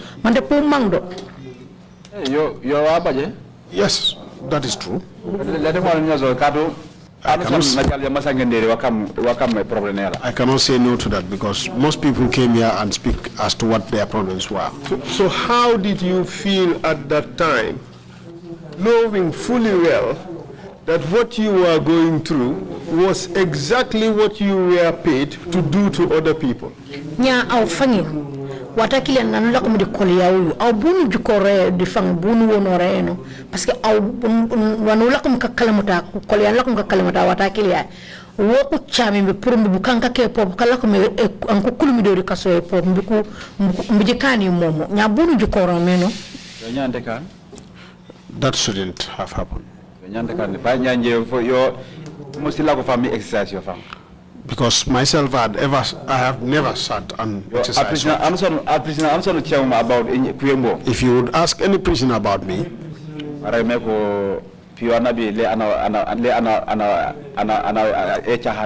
he would tell you that Anabi has respected human beings and their rights. You may have been one of the better prison officers. Ako nani Anabi awol nukan anomanyo o fonglo ako yung fang ko prison officers ka ko kanumi. But what I'm driving at is this. As a prison officer, you knew what the system was. Come a prison officer. Prison officer. You knew the terrible conditions the prison service was putting prisoners into. Prison officers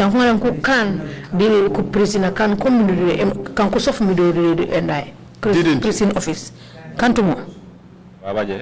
It's true. And that should not have happened. And as a person detained in that same prison, prison officer you got to experience yourself firsthand what others were experiencing.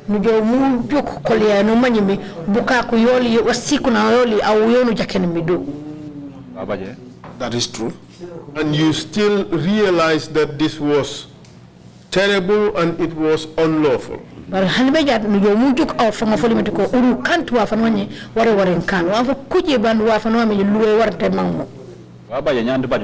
That is true. It shouldn't have happened. And you were released. You went back to that same service to contribute, to do to others what you concluded was terrible.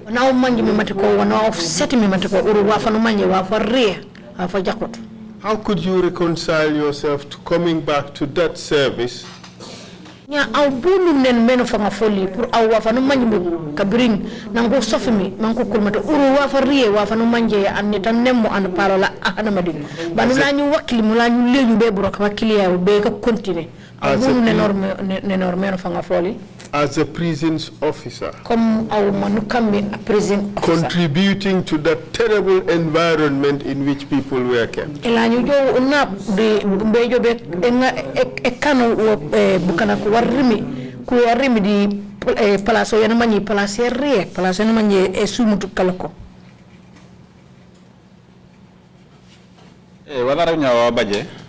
What you just said is something that had happened. Because the work at the prisons is not an easy job. Because if you would know how you're supposed to work at the prisons, then you would not be discouraged. Because if you see what had happened on me, I still had faith in God. I had faith in God and still stayed at the prison. But I've checked it to see what had happened on me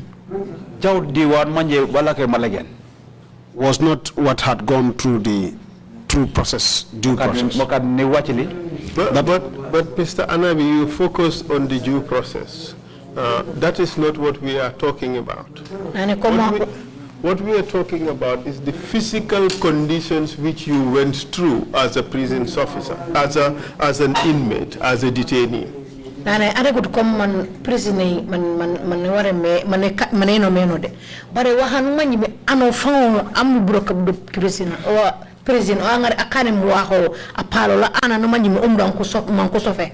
Wona reganya. You knew firsthand the hardships that the prisoners had to go through, which would not have been possible without the prison officers. A prison officer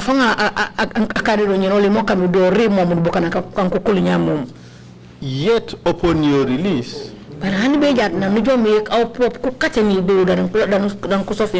you agreed to return to work as a prison officer, contributing your own fair share in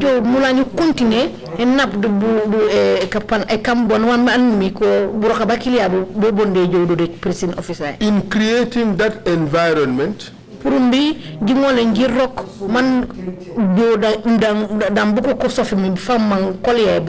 which you say was terrible. What do you say to that?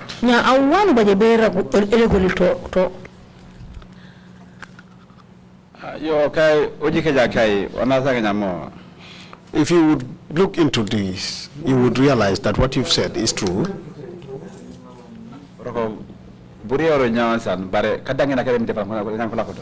The work is very hard, the job is very hard, but you have to have faith in God.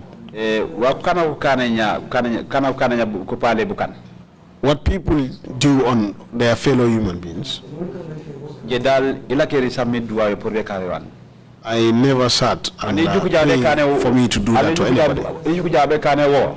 Even if I see anybody wanting to do that, I will stop you. Because I knew the hardship that's in the prisons. Only if you don't work there, or you are not kept there one time. But if you had ever worked there or you've been detained there, you should know how you would treat fellow human beings. I'll leave that point. Let's move on. So, after your release, you went back to work to the prisons. How was your relationship with David Colley? Nanko ubil me ku kateni la mula nkumase broke up the prison. Temorelli au miri David Colley bule lake. The time I was released from prisons, I was released as a sick person. I was sick already. Because during that time, if I vomit some blood. That was why when I was released, they asked us to start the work. I did not go. But my colleagues returned to work.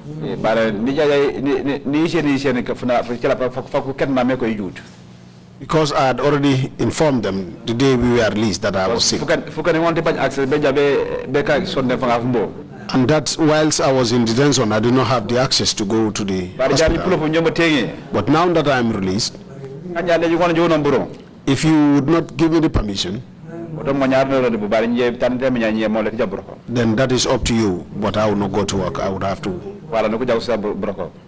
Then my colleagues went back and started. Some were transferred to just one, then to Janyambure, and others left in Mile 2. I was transferred to just one. When I was transferred to just one, I went and reported to the commandant and had put to him that I was sick. I would not be able to come to work. He told me, even if you were to die, if you do not come to work, you'll be dismissed. I sat and I did not go. My younger brother was called. That was at the SG. He called SG. Me. What? Which SG? SG Amber. State House. SG at the State House. At the office of the Secretary General. If you say Secretary General, Monte? No, actually State House like State Guards. State Guard. Ah, okay. Yes, State Guards. He was with the State Guards. He was called and informed him that your brother, his colleagues are working, but he has not reported yet. When my brother called to inform me that, I asked him, who called you? He said the Director General of the NIA called him. Who was it at the time, the DG NIA? DJ NIA Amber. He was Yankuba Baji. Then I replied in the affirmative that yes, it's true, I've not been going to work. And I told him that I was sick. I told them if they weren't interested in my well-being, I am interested in my health. I told him if you could inform the director to call me. But then he has never called me. How many months did you stay before you went back to work? How long did you stay before you went back to work?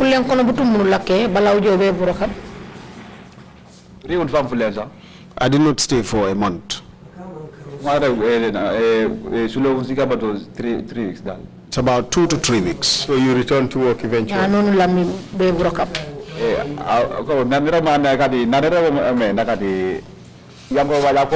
Please wait. When I asked Yankuba Baji to call me, the DG NIA, he never called. He never called. Commandant? On the whole, the director NIA was called by David that Anabi has not yet reported. So what I suspected within was they don't know my fate. Another movement because he thought I was doing another movement for my case at the High Court. So any access me free. So he does not want me to have any access to be free to continue on my legal action. So you told us earlier that Ibrahim Jammeh was called or used to call himself royal family or member of the royal family. Could you explain this further for us? Was there in fact a royal family at the prison? Ibrahim Jammeh na wonka royal family. Nyampan kuma regular royal family fang. Never the budget over Pumbu fellow royal family. Royal family Jeffadi Ibrahim Folonia Jammeh. The issue of the royal family, I first heard it from Ibrahim Jammeh. Because Ibrahim is somebody that is very pompous. Wherever he is, he shows of himself. But if you see, or if you come to a conclusion as to why he was able to do all that, it was all possible because of the Director General. He was the one that always backed Ibrahim. Was it only Ibrahim Jammeh who was considered a member of the royal family at the prison? Nyamante Ibrahim Jammeh keb okebu kana kumanyi watiko royal family. He is the only one that I used to know about, and I know that he was called royal family. How about David Colley? How did he carry himself in terms of his powers at the prison? Yeah, David Colley obuna atebore meno buraka bola anja kane buraka bolo di palace wala. David buraka o bagarate buraka ni sinde yola. David took this work as if it's his family business. David waraji la pam kuchem kuonge to director general de. During that time, some people would not even call him as Director General only. Mansa Koli kuonge. They would refer to him as Mansa Koli. Because whatever he likes, whether the senior officers, that's the senior management, accepted or not, he would do it. There were people that would still advise him, but he would not listen. The present Director General, Ansumana Mane, he used to advise, but he would never heed to it.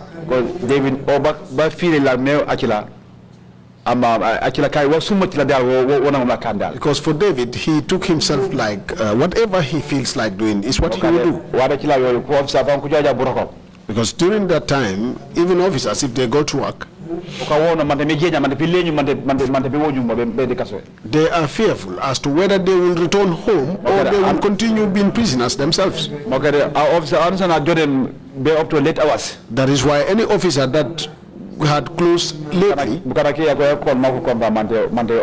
your family members would call to confirm if you are returning home or you are detained. So David the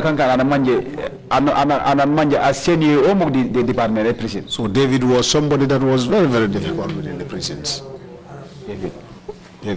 Would you say that he was a measured Director General of Prison who respected the rights of people he worked with, or how would you describe him? Yeah, come amana korsi mi de manji yoli. Mante panosumango anano manje. Kuyenu manji me wara mejo di kaswe di pruma before mambi jack di bokanak kando mburakabu kanko kulumiwo atebete bi jack di boko mante o abunu joko meno manda ngari awonori bu fam. David awonori bobo David would never think about that. David, what he feels that is good is only what he does. Whether you accept it or not, that is what he would do. David had paraded himself as a lion. Even his senior management officers, that is the senior management, are afraid of him. The prison. If you see that the junior officers had no rights at the prisons, even if you are on the truth, because you are still afraid. Because David had threatened all the senior officers. Because that is why nobody had got to talk to him. A lot of them went on voluntary retirement. Because of what? Because of because of how David used to parade himself before them and how he will parade them and insult insults on them anyhow. Anyhow he wants. If he wants to trouble you, he will cause you anyhow, and nothing will come out of it. Sorry. The prison was his personal fiefdom. He ruled it the way he wanted and nobody could do a thing about it. What do you say to that? Kankanang prison yo ka asofe na mante lupo. Anmanyi mo akile on suma meno mona tene me ma anita asanken hanfurem. Correct. That is very correct. Wa baje? That is true. Basove Sindiela, basove prison meko do elupe yola. David took the prisons to be his family house. Because Allah ko jawere fa meko han akiran na jaw. Because even sometimes he will brag that even if he leaves, anybody that will come after him, that person, he will still have the orders to command that person. So David prison. That is why David favored officers. He's going and coming back to the office. Did not favor the prisons. Okay, his dismissals and coming back to the prisons. Because anytime he is dismissed, if he returns, he comes back with an infight. Me speaking here, David would never say that this was what Anabi did to me. Because I have no problems with anybody. I have been treating everybody equally. Wherever I am,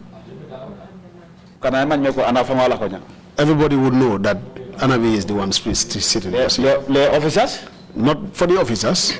Not the prisoners. Not for the prisoners. Where do you think David got all those powers to do whatever he wanted in the prisons and nothing would come out of it? Yeah, aude mangeoli benu so fem David bona bagilo sembayo anu mangi monsuma meno mona tene meno ba aneta go hani waf. Ngere you came David mante ofa wa jala jamala ko ma arebu kana dunia tu maku Jammeh ko acha baba bagilo sembas. Based on my observation, unless David himself is called upon here to come and tell us where he got all these powers from. But one thing I know is that he is very close to Usman Sonko, his boss. David. Whatever is good to David would be the same to Usman Sonko. Usman Sonko is part of David's ill doing at the David Wakan in prison too. David, whatever he is doing at the prisons, Minister of Interior, he cannot say that him being the Minister of Interior would not know about it. If he say that, I will say that is not true. If you realize I don't feel, I am not afraid of anything. I know how my parents done me. I never anything. If I am on my right, I will not be fearful. David himself knows who Anabi is. Although I am a genoman to him, to him, but he knows who Anabi is. Because if I am on the right path, I am not fearful. Okay. Now let's talk about the prison farm. Now, Mika Kalaka K prison. I'm calling prison farm. Does the prison have a farm? Yeah, prison everybody in the Kalak. Prison everybody around Banjul. Yes, they have a farm around Banjul. There were so many times. I used to go there with the recruits. We farm, grow crops like groundnut, maize, with some beans. Where does the produce go to?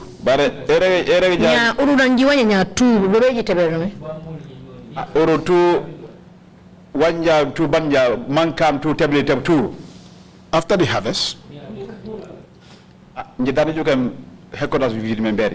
what I used to see is they take it to the headquarters. Headquarters, that is David's office. But from there,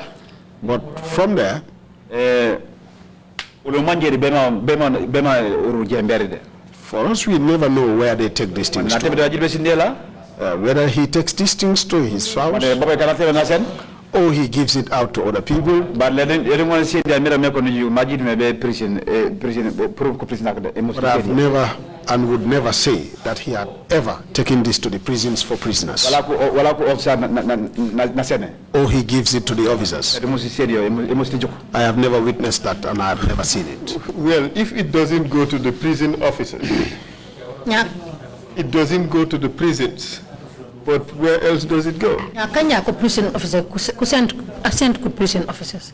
Send buku kan kondo me nan ko kule. Nya kama babe jemi. Banja rek akila ko tebe ko set. After the harvest, they just give it to him. Well, he is the one that knows where he takes these things to. But there was a prison farm though. But right now, as we speak, prison farm 2016. Even in 2016, last batch that I conducted training, they were with me going to the farms. We had grown some crops like groundnut, beans. There was an in charge. Commissioner admin. He was commissioner administration. When we were done with the farming, and did the harvest and brought it to the prisons, he asked us to take it to the stores for the prisoners, for them to add it onto the food for the prisoners. That I witnessed and I have seen it. That time was David there? No, David wasn't there. Then he was already dismissed or he left.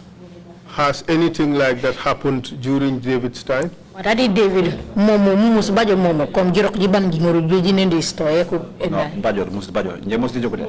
it had never happened. Let me say I have never seen. Even if it had happened, I have never seen. We have received evidence that all the harvest was taken to David's house.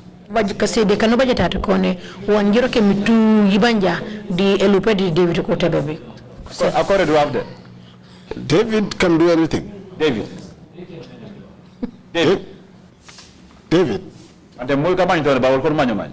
Maybe for you people that don't know him, but for us we know him.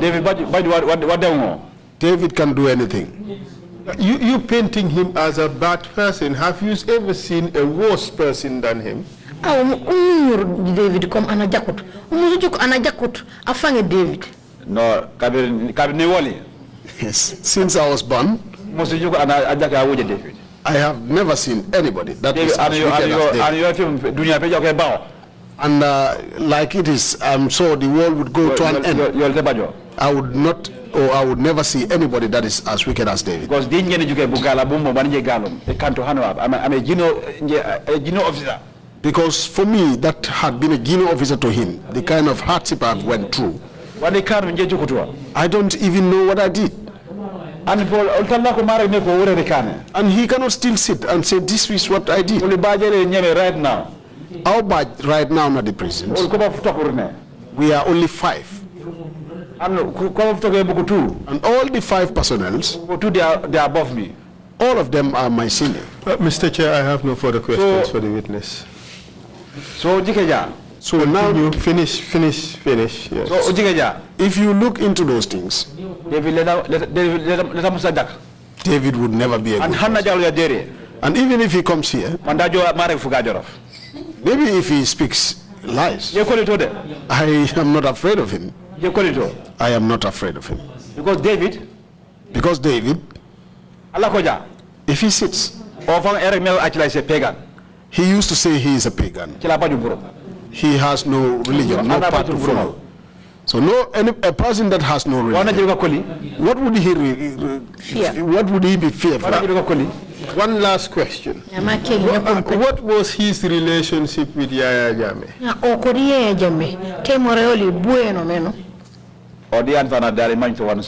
Himself and the big man, I don't know anything about. Unless he goes to the big man and sometimes lie to him. Because sometimes there was some time ago, just the prison farms that you're referring to. Then I was at the Ganyambure prisons. My younger brother that was next to me, of the same family,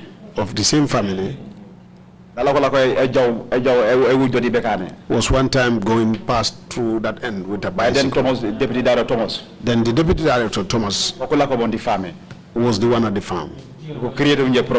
Then they created problem for me. Because I called him from State House. Someone called me from the State House. By the name Modu Jaju. By the name Modu Jaju. Modu Jaju. Modu Jaju. Nanam I could take about prison farm all day. And said to me that one of your brother was beating around your prison farms. Nanam Baranyen so mate our prison farm. And he said he thought I was at I moved to Janjambure. I told him that I was moved to Janjambure. But they come to Kukoken Babe. It happened they had a plan. They had a plan for me to be dismissed. Janjambure. I was called back. When I came, I was told Thomas Nane, deputy, that Thomas said that you asked that boy to go into the prison farm, and that you also insulted him on phone. Then I asked, where is Thomas? Thomas being a deputy director. I then said, Thomas being a deputy director, how would I inform you? I told them no, I was the one that in fact called Thomas. That someone called me to inform me that you had a problem with somebody from Kanilai. We spoke very good, but on the whole, what I was discussing with him, he came to David and fabricated him and said what had not happened. That I insulted him, that I was the one that instructed the child to come to the farm. Then those were the reasons I was called back from and said I was going to be dismissed. There were people close to the big man. Who is the big man you're referring to? I'm the big man that I was referring to was Jammeh. Those boys were my brother. They knew about it, and that I was recalled, and this was what they planned to do unto me. The case just died up that way. I don't even know the head. Yeah, Jammeh intervened.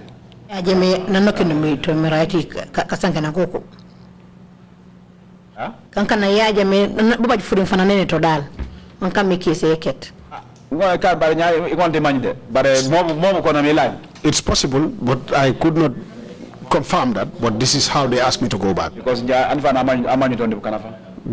Jammeh did not even know me among my peers. He did not know me. You were at the prisons during the time of the female prison director general, correct? The prison prison of and the director of prison Good. Yes, I was. How would you rate her administration compared to David Collis? Nya buruka bola be society officer mankute bore meno okodi David bunot mkasuma kuyoli. No, could you call it? You cannot even compare them. Could you call it? You cannot compare them. That lady between heaven and hell. Use those. In fact, what you are saying, that is how it is. Because that lady, after God, apart from God, 2007, she was the one that recommended for my sergeant promotion. Or promoted my sergeant rank. I was promoted to sergeant. Because she went and realized that my people were starting fights against me. She does not know. I don't even also know. But then she brought me close to her. Don't talk about the personal interest. We are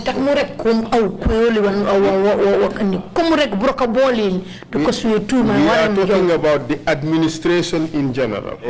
How she managed the place as compared to how David managed the place.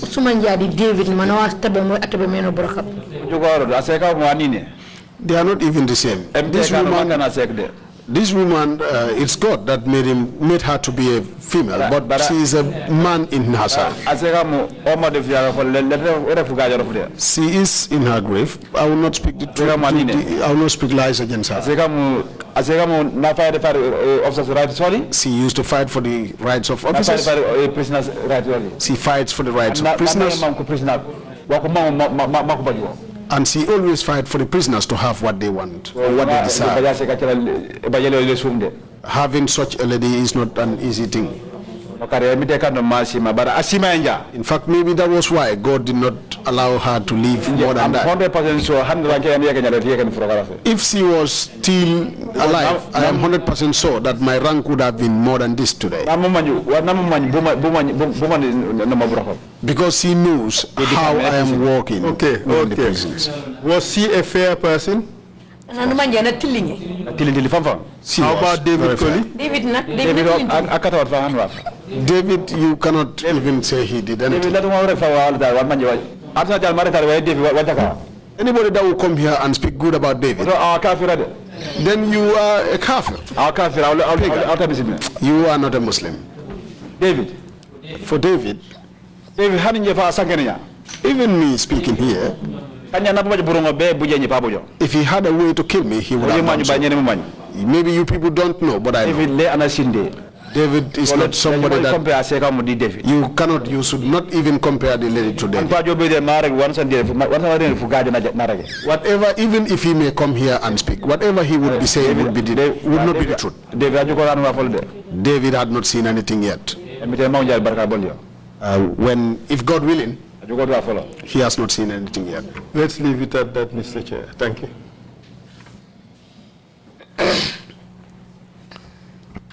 Musical chair among hijackers of the state. Gambia was hijacked. The stories that we're hearing here, it is incredible.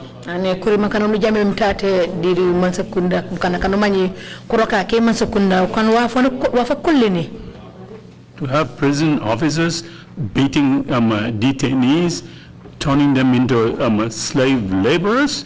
Bukan kan manje ko kuro buro kam di kaso anonge tek bukan kan manje ko ko kuli teki mantela en ekani na mante buku mikel. And people doing whatever they wanted in a confined area, these guys could not even get out and demonstrate their anger, their the torture that they're going through. En ekan bukan kan manje ko man ko kuli dinda no manje lito ekani wo sumi bare bombo ambuko bukakili akfan ko bajot hani sembe sako be puru bejo be sen matiko wanko kane miriri sumutre. Yet everybody comes here and then talks about, well, God made me do this, God made me do that. God save and forgive us all. Really, to blame all these things on Him, where is individual responsibility? Banya anna odabi jala la komane itawtre emite ba kite bate emite kan emite e balula parce que engare kuruma ko mom na hugane emite ban aw fan wara wonor matiko aw xana madi mo man bunot mek etane broka ba jaka. Our provision in the Act perhaps would temper our reaction to some of these things, that we are here only to create an impartial record of violations and abuses that have occurred in this country, 1994 to 2017.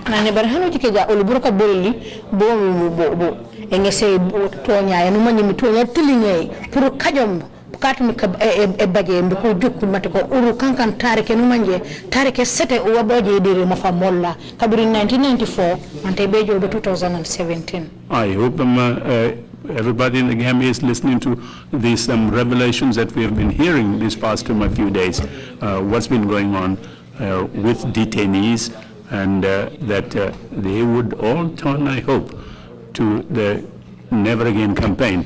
You can't have this kind of thing happen in the country again. Hani beja na film matako Gambia tan konya ko baka yintini man ko maj kuye la ko meke jawre dire Gambia no kuye no mani me akame e jawre mo famu pour mambe anosa na baj ka hama ka matako ur kuye wara falling pour matiko Never Again campaign e kilia e juma anosa na falling anu mani o jakut an waranta tama dori mo famolla. Commissioners, if you have any questions, we go ahead and start them with Bishop and then on this side. Bishop, you have the floor, please. Thank you, Chairman. Bishop Odiko Omangebe Nani Chairman Baraka. Mr. Abdou Anabi Jammeh. Mr. Abdou Anabi Jammeh. The prison farm or farms, I don't know how many they were. Nani kalaka ke prison mante ulak paska manji tulak ono butumbu mante kakon mante wujuto. Kala kokon. It was one farm. One. Who does it belong to? Kala kukuku. Kala kati aima. Kala akilmi kala kak aima. Kala pro prisons. The farm was for the prisons. The farm was for the prisons. Yes. But if I heard correctly, it seems as if the produce were not given to the prisoners.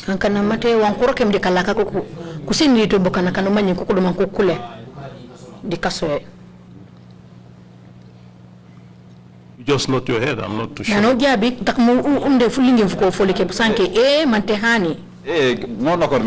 Yes, that was what had happened. Well, that could have been one of the reasons why they have poor diets in the prisons. Another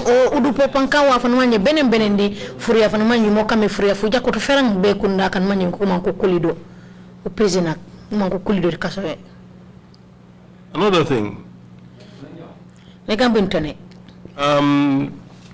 was the farm work part of your job description? Broka badika laka do podu do ka broka bolu matiko a prison officer do ku safe matiko broka bolu bo buru di broka prison farm ole kadina no jalo. The prisons farm, since we came, don't talk about prison farm you. We found the farm within the prisons. Because after we finished, that is after our harvest, we would bring everything and give it to them.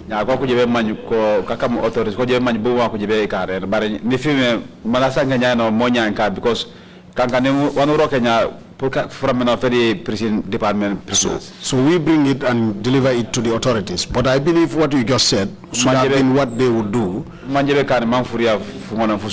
so that the food that would be served on the prisoners would have been an easy thing.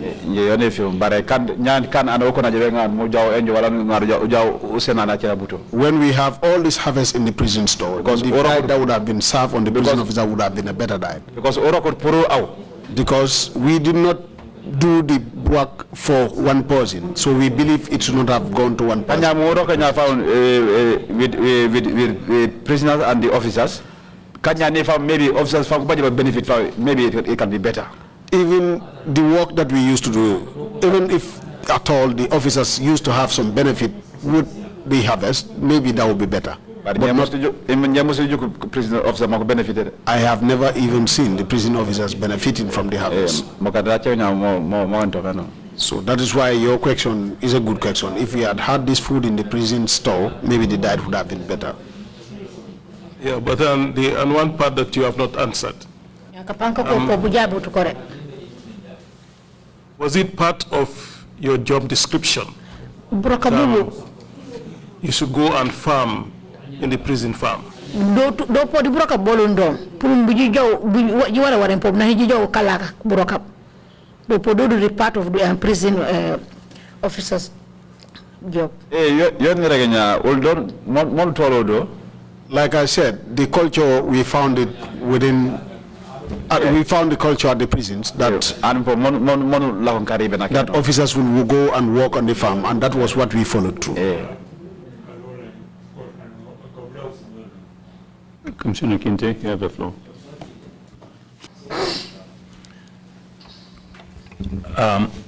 Anabi, Commissioner Kinte. thank you for your deliberation. I recall when I was in Armitage High School, prisoners there had prison farms. Prisoner Kebo, prison farms. They had a garden along the riverside, And and also a number of rice fields. Mi ulako we enda emanai ngan manji mi kantu kala ko kumfa. But I remember whatever was produced from those gardens and the rice fields. But ni wala matiko wankuroke mbadu garden di wanku emanai wankuroke mi pop. Part was directly taken to supplement the food diet. Kara yake eti wankuwanyimi kutapita mambe kurambe no sile idiru prison. And the other part will be monetized, still also directing to improving the diets and general welfare of the prisoners. I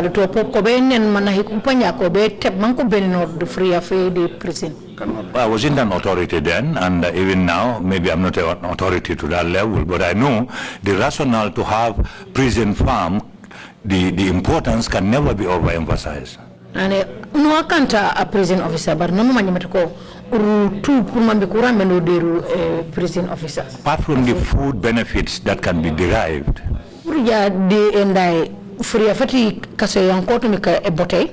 the fact that it can be a training ground and a motivational ground for livelihood development for prisoners as a form of rehabilitation is one fundamental. But whatever can palace and umanje elik bukana kanumanje kukuruma kukule purumbi kumole kuliki buraka banumanje pambuna fay banya pambura mvurambe ni mbiku kambuka nkajake purukaja nkupurja do kasoe mbiku nafa fanga fole. Indeed, it was serving that those days in the early 70s to mid 70s, as I recall.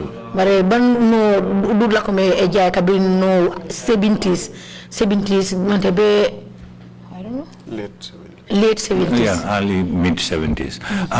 I would still want to encourage the prison to maintain the farm, even expand on it. Hani beja ombalo e purumbi prison ku continue buraka bakiliabu buraka ban kula kame kane no 70s hani ku ngole mfang ku nge mfang mamfang mamjake ku ngole ku kammo. But indeed it has to be purposeful. Bare ku kanto mode. My question following is David is monopolizing the produce from the greater Banjul area, or precisely from the mile 2 efforts.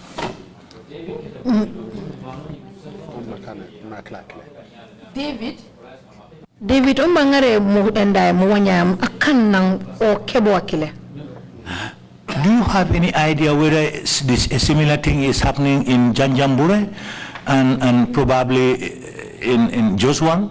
Mante pongo lu regere mante kuyo David atamandi nyamo façon ekile yombe jaay Janjambure di Joswan prison. Yo Varsanganya.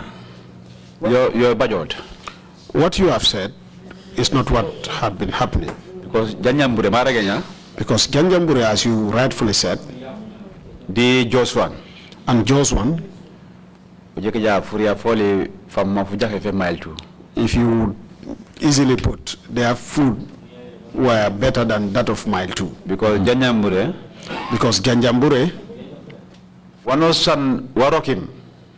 everything that they harvest would be taken straight to the stores for the business, for it to complement each other. Even if they have shortage like yesterday, but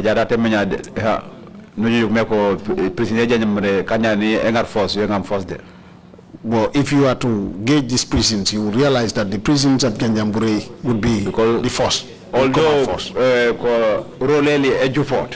Although their rules are not that much, but their food is better. Coming to Joswan, everything that they worked on and had, their harvest would be also taken to their store. That I can also say. But for mile 2, all the harvest that will also go to David's house, all those that came to testify, and whatever they will say on David is true. David is a very difficult person. He made himself as an untouchable person. He made himself an untouchable person, a liar. He is not fearful of anything. But for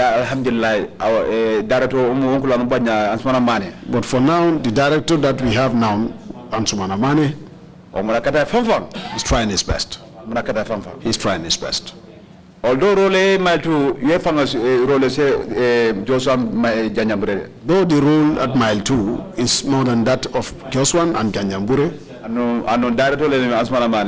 the director, Ansumana Mane, whatever the purpose of he will always leave his office to go around.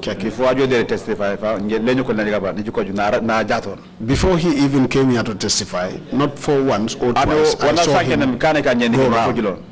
What he talked about sometimes used to happen in my presence. The prisoners are human beings like us. We should not be looking at ourselves as if we are in uniform. If I hear anybody doing anything bad to any prisoner, I will just use the law. What David did to you people yesterday, I will not do it. Because I know that is not in the law. That is why Ansumana Mane is doing his best. Now, all officers are comfortable. He is not disturbing anybody. Unless those that would disturb Ansumana Mane. For Ansumana Mane, unless those that would disturb him. Yeah. But I can say he is definitely doing his best. Abdou, again, my next point is going to be a different line. We have learned that David uses recruits in implementing the tortures. And you told us that a number of times you have been deployed at the training center because of your ability, what you did and so on. Also, it was evident that during the time of Ibrahim, Jammeh, the recruits were used in the torture. During the time of Malang Tamba, I believe, I'm not sure whether I'm correct with the name, recruits were used in the tortures. Could you tell us whether for any one moment during your own time as an instructor, recruits were used for any form of torture or malpractice?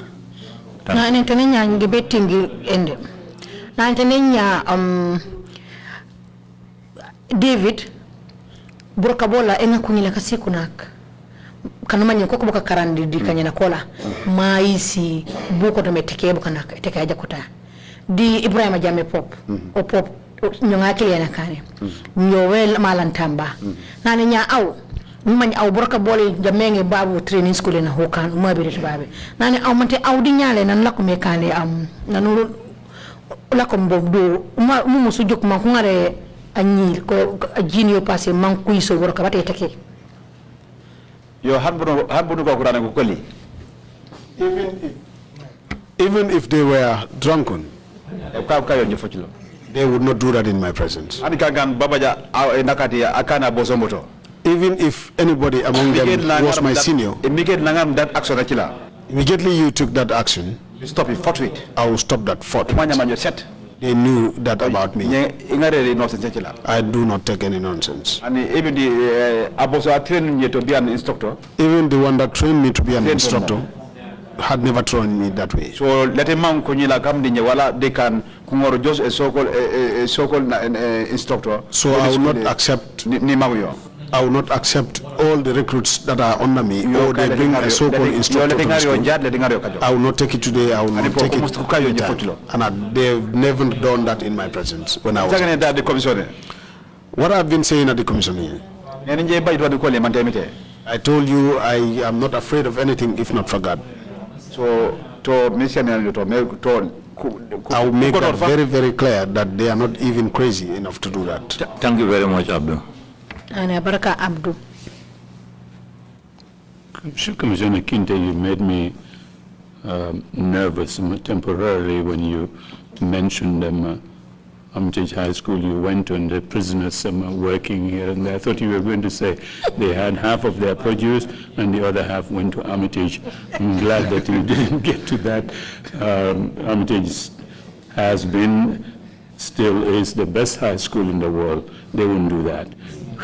Gambia High School guys and St. Augustine's and St. Joseph's, they can say whatever they want. Armitage is the best high school in the world. Imam Jallo, you have the floor, please. Stories I've had in the last few days. Nane asedo nane kibare na jammi kuna kakawuji nyamom Have really confused me. nane kibara kile jahase bigeta bumbum.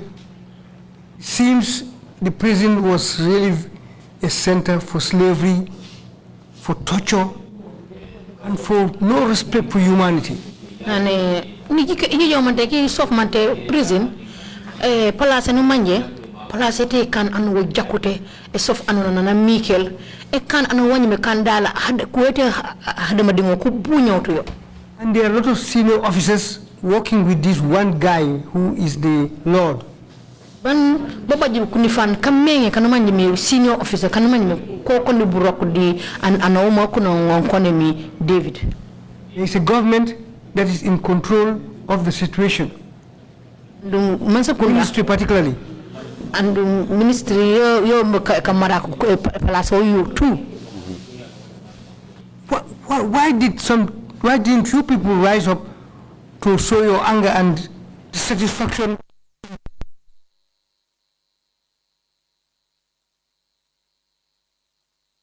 Bakana jito to manji se balamba panji se matko wa fon onamde jay wa sumutu mo kambe jombe latte pour mu kana ko tu ko man.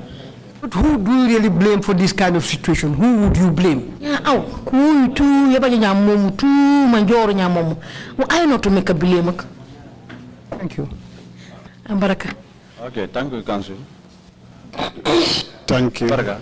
Correction, Mr. Commissioner. Commissioner, okay. Thank you. Mr. Commissioner, thank you. I heard what you've said.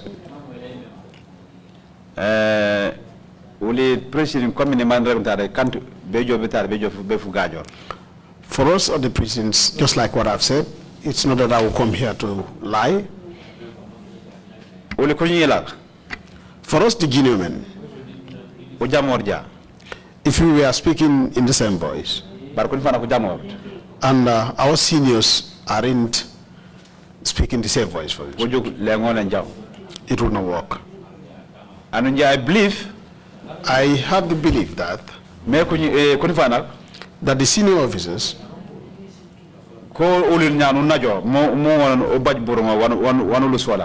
they are the people that should have empowered us so that we would do what we want. But like I said here at the commission, David is someone that none of the senior officers is.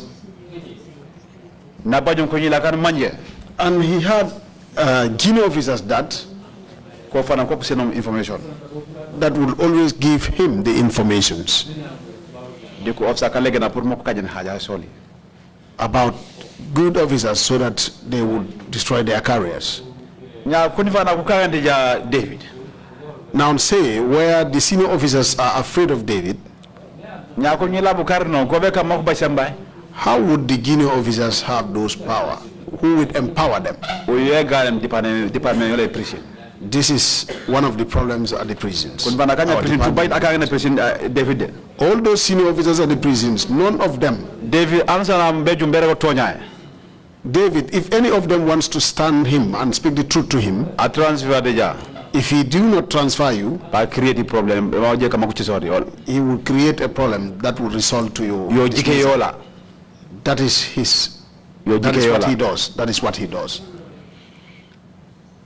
That is what I have to your answer, to your question. Sorry. Thank you very much, Commissioner Kerr. Yeah. Thank you, Chairman. Thank you, Mr. Jammeh, for your testimony. Commissioner Kerr, And Abaraka, Mr. Witness. Thank you.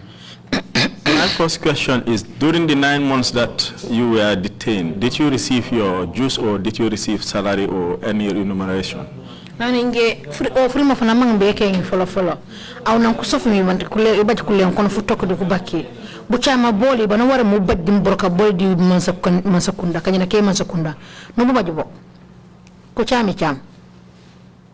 Wada kila na kusofanya? Yes, during that time when I was detained, All they budget any access? I do not have any access. Family mandukuri they want to budget any access? My family, whether they were eating or not, I have no access to them. But salary but for my salaries, I had the belief that that I was going to be dismissed. That my salary would have been tampered with. But God so good. When I was discharged from the prisons, after all their movements, our transfers, none if you make or dismiss on that. I'm not dismissed. That was when I realized that I was in dismissed. So I knew that my salary would have been still there. So then after some time, I went to the bank to check. I realized my salaries were still paid. I would not be telling lies here. That was not done. But those salaries, I can say maybe I could not use it for a better thing. Because that time my wife was desperate, going to Marabous and giving out charities. And when I brought in the salaries, I used it to pay all the loans he took when I was away. And I told her that we should have faith in God. Then after I was released, good friends can manage can it top of them can I had some good friends, also people that I used to help on their when on my treat also, like I said when I commenced, they came seeing me, and some of them, good Samaritans, give me some things that I would help my family and myself. That was how I was. Thank you. The second question is on, you've mentioned that you were once in charge of the training school, if I got your testimony correctly. Training school di kanya kon la ko kanja na jame jam jak e bibela ko kanya kia wat yake. No, I was once twice. Okay, I was once second in command, 2IC. Okay, I think you can still answer my question. My question is, what forms of training do you give to the recruits? Nane kama hanbe jawo pana ajiki man pongon jabi wana mambe ke ngoli nya au training school bon fa training façon heji sede mo bukana kolu kami buraka kam ka karanga do ngenolu training the kind of training we do more can prison officer for you to become a prison officer, because I'm soldering this DO. If you see me soldering this DO, because I think they had now taken the sample from me. Because discipline,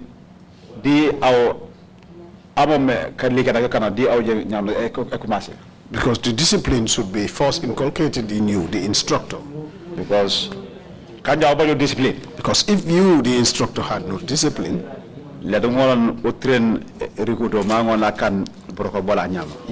not or may not be able to train anybody. Then you would have messed up big time. That was what happened to Ibrahim Jammeh. Ibrahim Jammeh did anything about the school. Ibrahim Jammeh did not know anything about the school.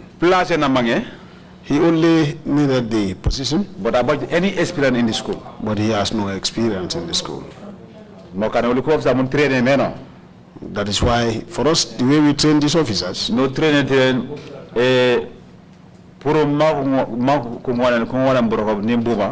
we train them so that they will be able to know the job.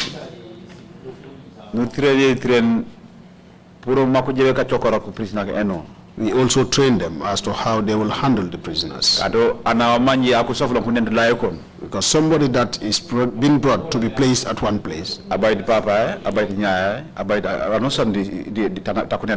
he has no father, neither a mother, or anybody at where he is. You, the officer, you are the only one that he sees. So if the person is good, it should be from you. But what we train the recruits, we tell them that you cannot be beating prisoners. A prisoner that had committed any offense, there is a law or a rule in the books. You take him before that law and there is no beating. That is why, for us, the way we used to in training them, we don't train any recruit to be just like what Ibrahim Jammeh did. Like he did, he brought recruits from nowhere and asked them to do something. Because they would believe that what they are doing is the truth, and when it does not go that way. That is why we used to train recruits as to how they will handle these prisoners in the best form. How they will handle these prisoners. We never train anybody to beat. And even in our law, there is no beating. Even the act, they say that us, the prisons, we don't have an act. There is an act. But that act, if you are not educated, you should have asked those that are educated to tell you, so that you will know how you would handle the prisoners. But if you are not educated, you may not know. That is why I heard what Malantamba said here. Malantamba, I trained him. I sat before the TV and listened to what he has said. But he knows what I trained him. If I had not trained him the good thing, then he would have spoken about it here. Then the whole world will know about it and the media will take it up.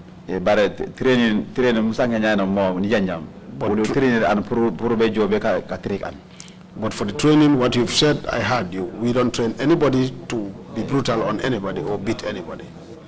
Thank you. And this is the final question. Maybe just in your concluding remarks, you can think about prison reforms, especially for the young prisoners out there. When we visited the prisons, I believe this was last year, we saw a lot of young people, and we are told there are skills training there.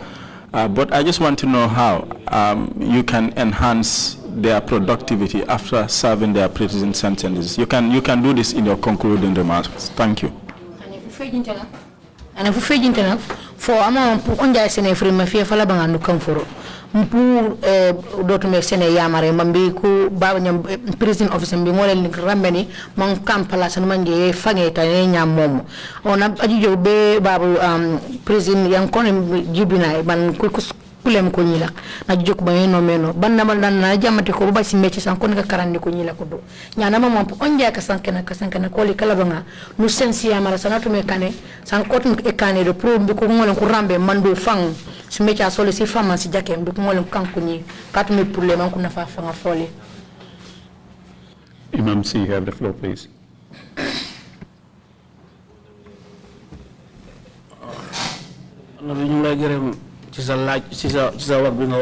Imam si nani Anabi omba asafari na tentui comme kuside kanu se nyamom na ñaari laacc bi mo la bëgg laaj nani kurin ko gabana ma ngi be kengi benn bi moy sonko bi nga doon wax ñu wëru ton folo yom mi sonko an lok me rege no na juuten doron nono.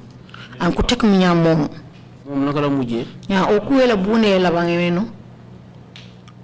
Nye na going kay. Sonko is fine now. Going but still now Juela bite mom se me fama. But he is still weak. He is not that strong. So yim javan if I can recall, last week Friday na jenya loptane fam. Just last week Friday, he was taken to the hospital. I saw him being escorted to the hospital. But if you see him, you would definitely know that he is sick. And he is on death sentence. Wherever you found Sonko in the prisons, he's always sitting alone. Even if they are on rest, their time for resting, he will be sitting alone. Ñaareel laajte bi mooy mobile biñ la tuumal noonu mooy bu Lamin Jaa waxoon noonu.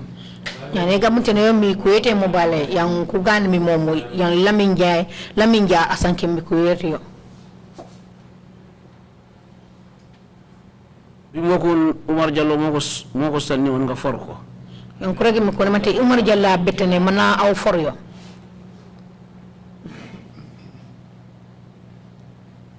Nak mobile bobu lañ la tuumalon yang ko amé mobile yakila yo ko ganami yo ngalam ka sanki nak man te yeri kanyana ko li han be jat mobile ci la yo ko tuumalam yo kanga wan manje wa bajot. Yes, that's true, but that has never been the truth. Was a plan ko setan dal. It was a plan that I was set up. But I made fail a plan early. It was only God that had made the plan to go off. Mobile. Because they knew that the phone, security mobile, at the security wing there shouldn't be any phone. But plan early, but their plans, God failed it. Because what they've planned all failed. Because like I said, you're only here Wali Kerr. He left the job. He was the one they wanted to use. He came and told me that you are a Jola and I'm a Syrian. That I was going to leave, I was going to resign. That if I didn't leave, and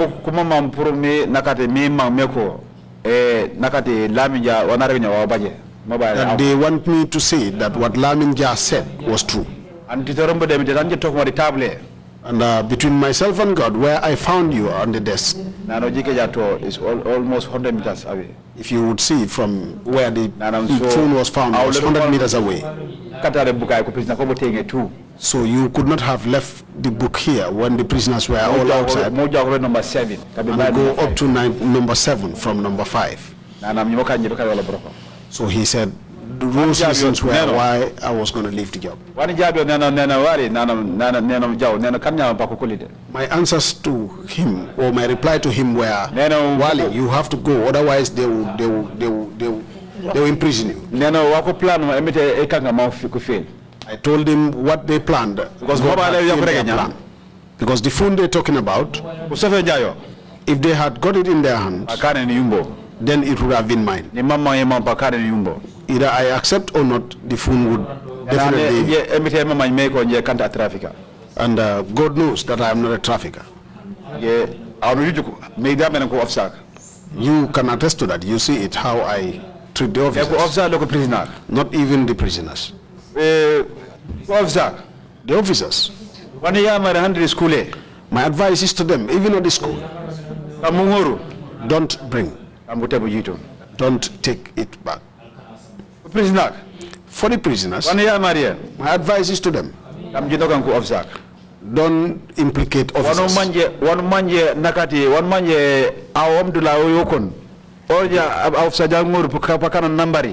Whatever you know that you are at one place and you ask the officer to go and bring it for you, you know that will bring troubles for the officer. Don't ask officers to do that. Because if you do, you would be. But and that now you may not know it, but for hereafter there will be a judgment. That is why that phone, they've tried their best to recover that phone, as they say, if it is true. Up till today, the phone has never been recovered. The phone, as they say, if it was true, they have the phone. Maybe what I will go to court. Maybe by now I'm still going to court. But you plan fail because can't but because their plans failed because what they've said was not the truth. But it's but what they caught, they standing. With standing. So I've never been so. Because they said they've got some phones with Stanley and only one was left, which you had. But I've never seen those phones still. This was the reason, or these were the reasons why Wali Kerr had resigned. In fact, I was also part of those that said the powers they had to keep me at one place, they may apply the same to him. That is what I heard. Thank you. If you have any final remarks to make, Mr. Jammeh, please proceed to do so now. There are no further questions. Baraka. Kanya furim fufri au fanumange besen Jammeh nya fofu ku luwombu limit. Okay. Yeah, nyoma ni sale kana kamde to gabirin commission chairman to nyoma sale to.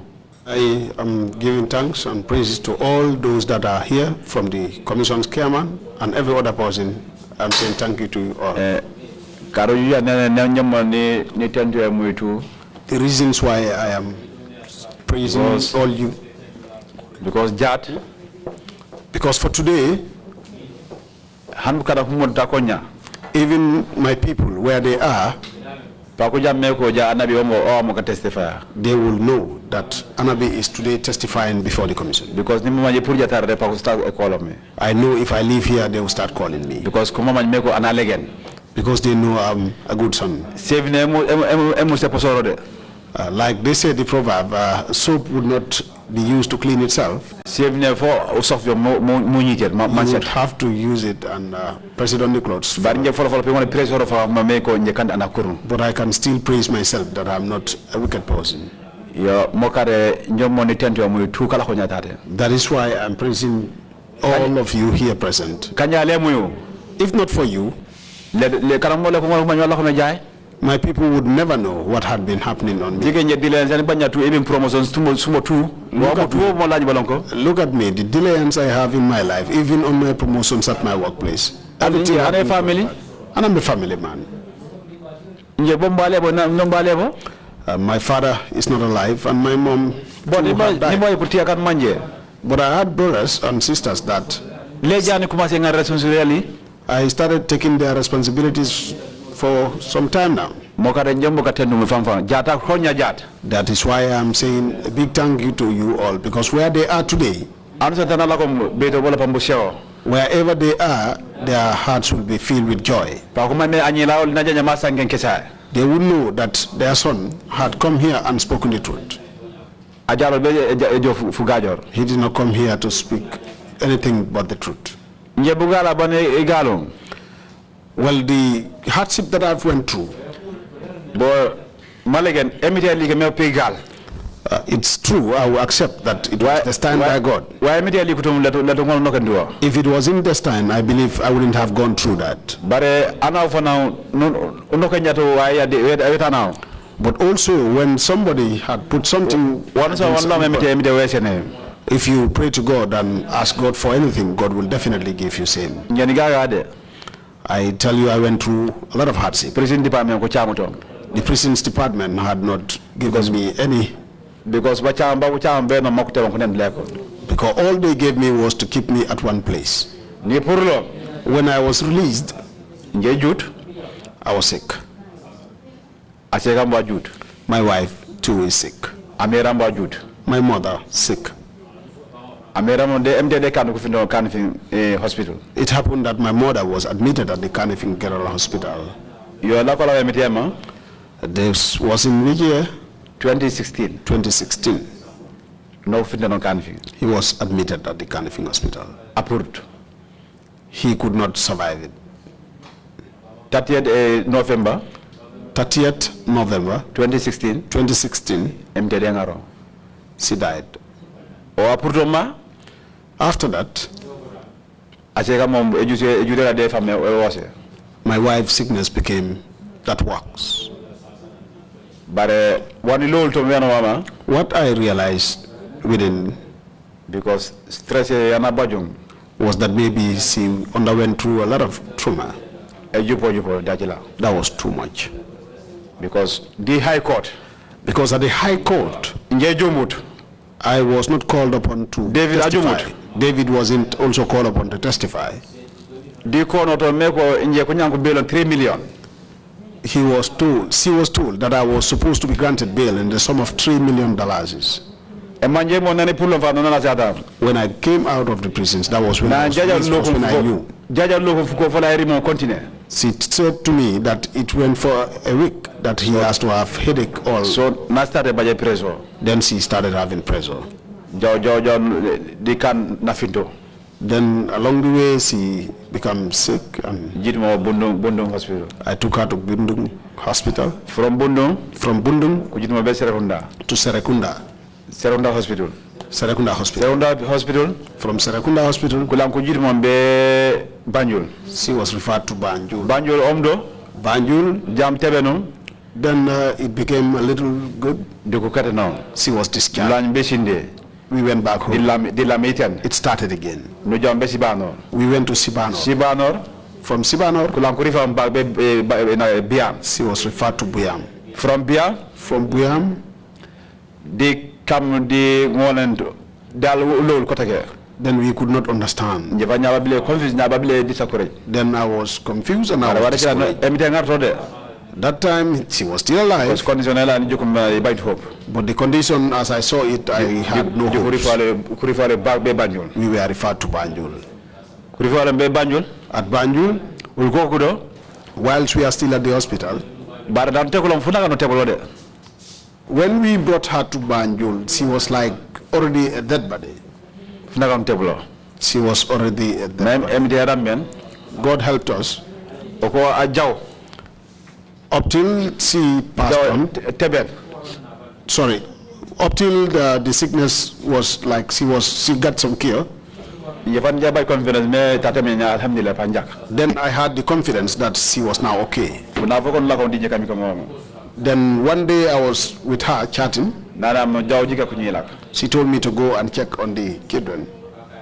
Then I asked, should I go and check on the children? Then I told her she should wait until I perform my Maghrib prayers. Then I will go and see the children. She insisted that I should go. I said, no, I want to pray first. Then she insisted. I told the mother, her mother, because I was with her mother. I told the mother, go and pray. When that one went and performed her prayer, then she returned. I also went. After I completed my prayer, I returned. She asked me to accompany her to the toilet. When we returned, she said I should bring a bucket of water to wipe her body. I did that. She asked me to use seared butter to. When I did that,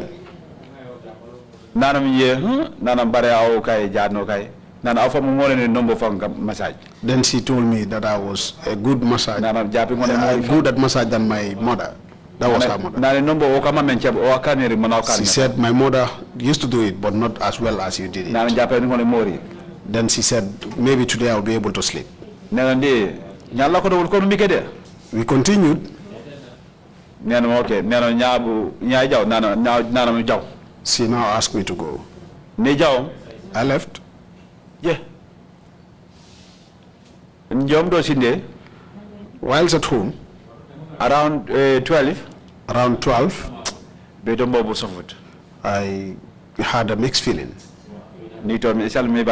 I rose up and prayed. Then ni won ko nyamora. I called her mother. Ibajito. I could not reach her. Nem ko bifindo. Then I decided to sleep. Around 5 o'clock. Around 5 o'clock. Then they were calling for prayer. I rose and took my bath. I prayed. After the prayers, her father called me.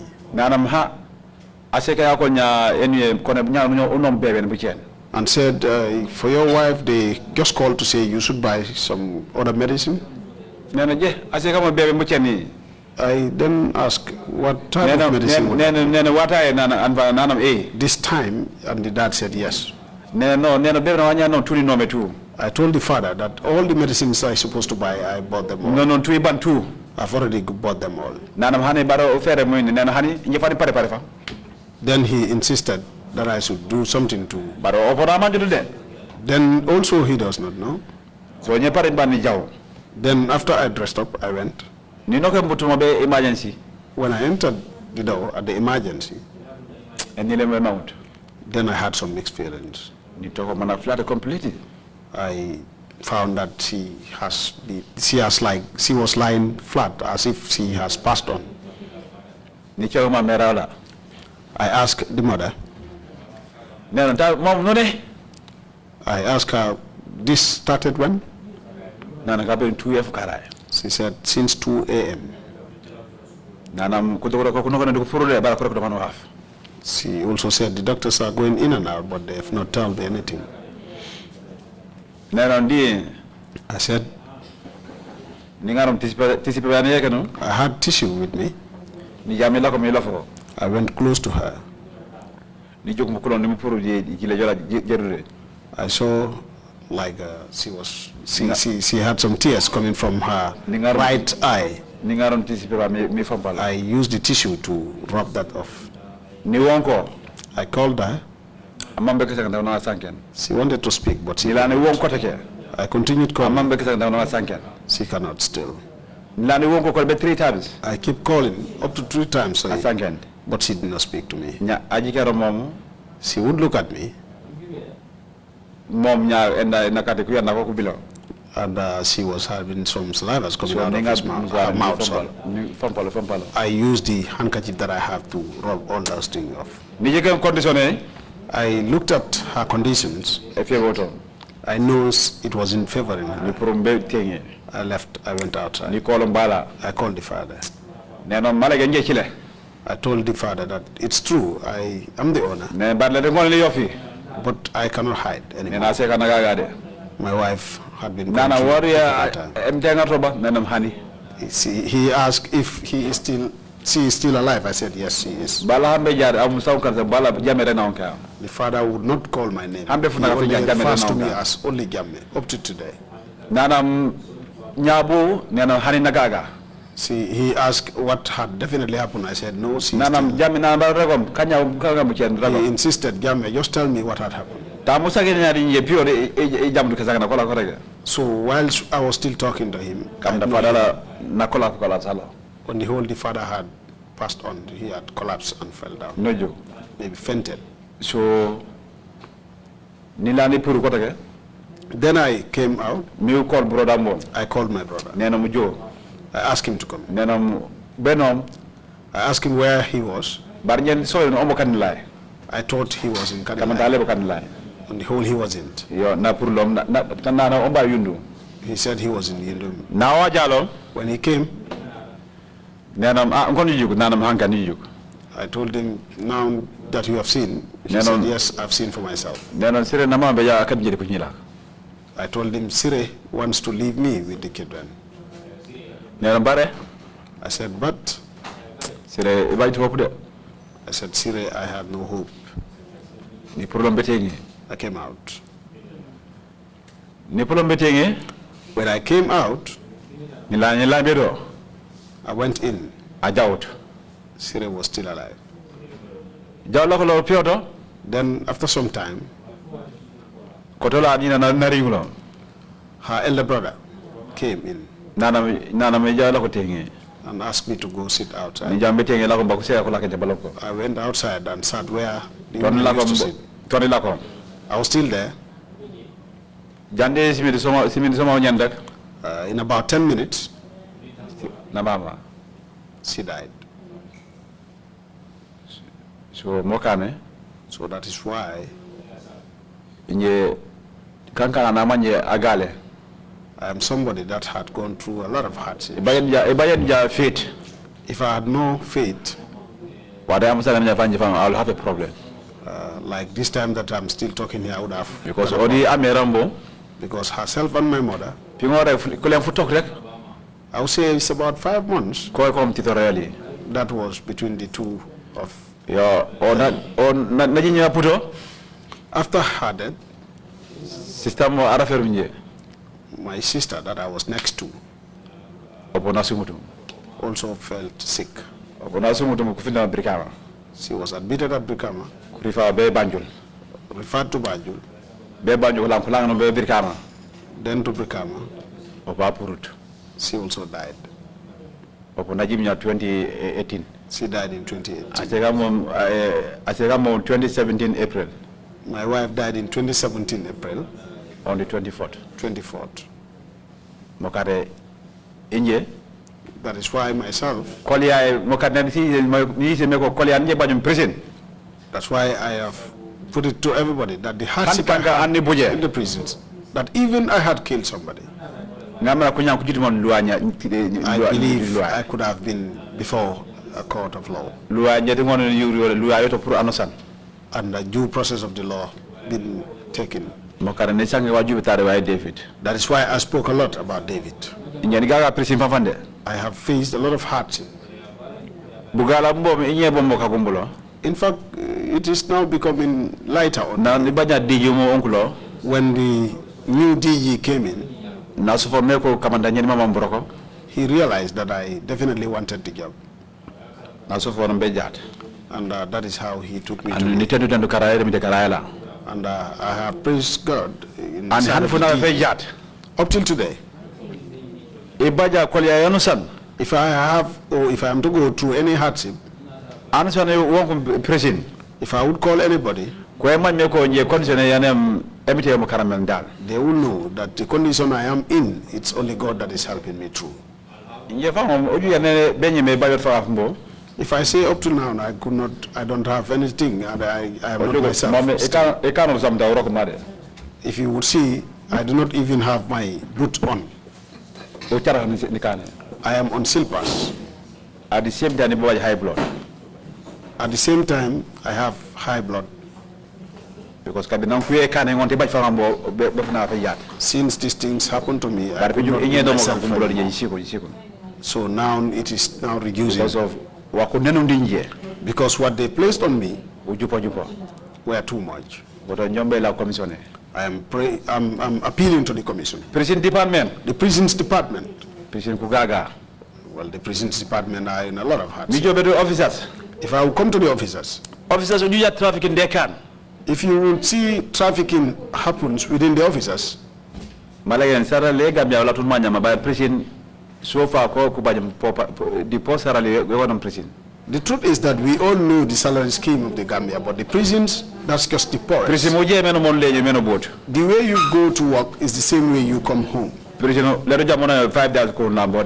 will never go to prisons and hear that somebody was given $5. I am pleading to the commission as to what they could do to help without that money. The prison officers are in a lot of hardship. Prison officers? For the prison officers.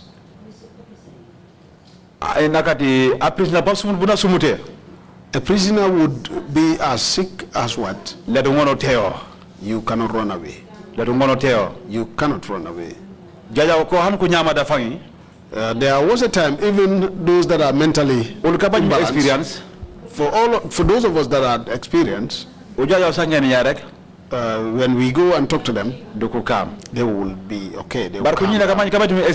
But the small boys that had no experience, the junior officers, if you go and wanted to talk to them, right, he would bring his kemba pot and pour it on your uniform. And you too bugala be prison. All those are hardships that we face at the prisons. Bokare yala ya dire sangen dija.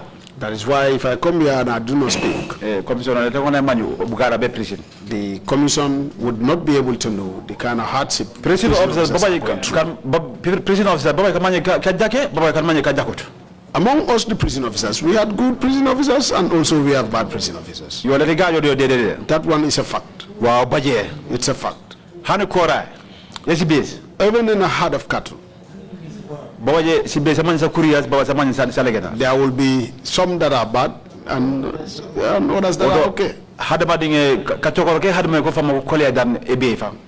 So therefore, managing human beings would be the most difficult than but all that we are still doing our best and continuing with them. That is why I want the commission prison department to look into the prisons department. Coming to the prisoners. There are good prisoners though, and also there are bad prisoners. And wherever you go, that is just a fact.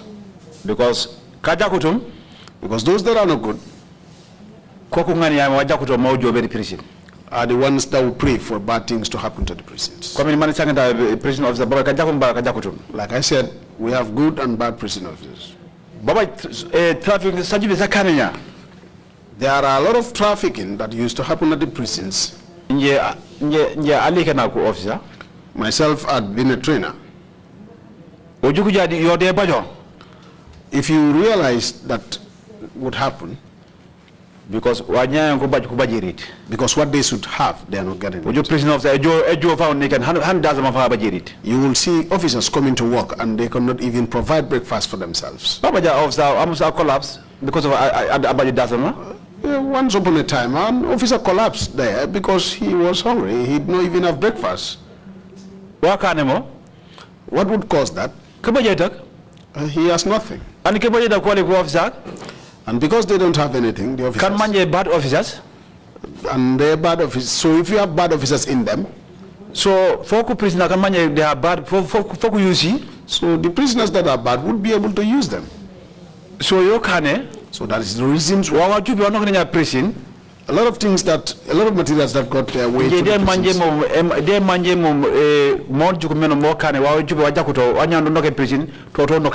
I will conclude that this is what they do. They take advantage of those officers so that they will bring them those things to the prisons. Because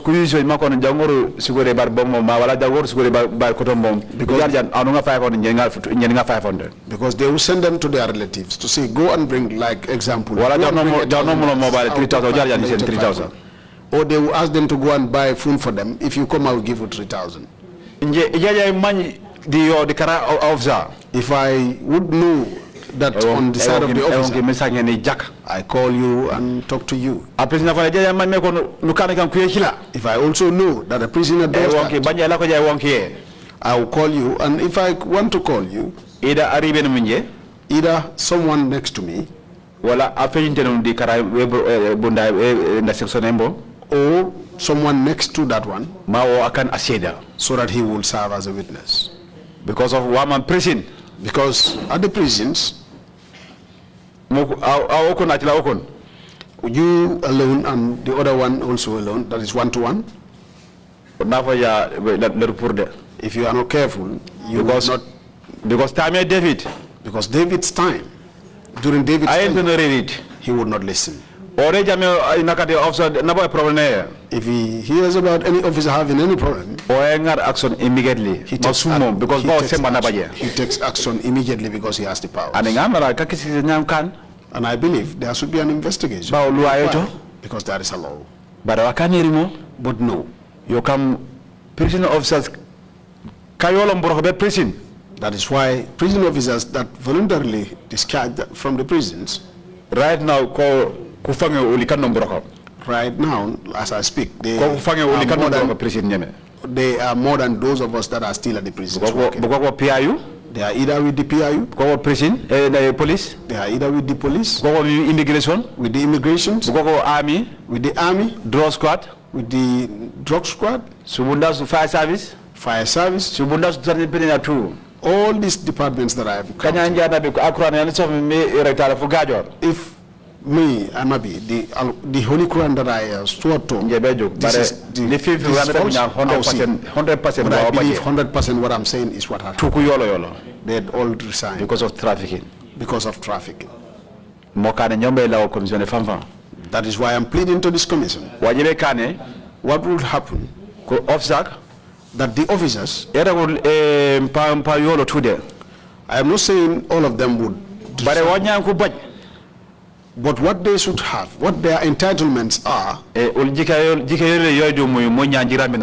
we are now placing all our hopes on you, the commission, to help.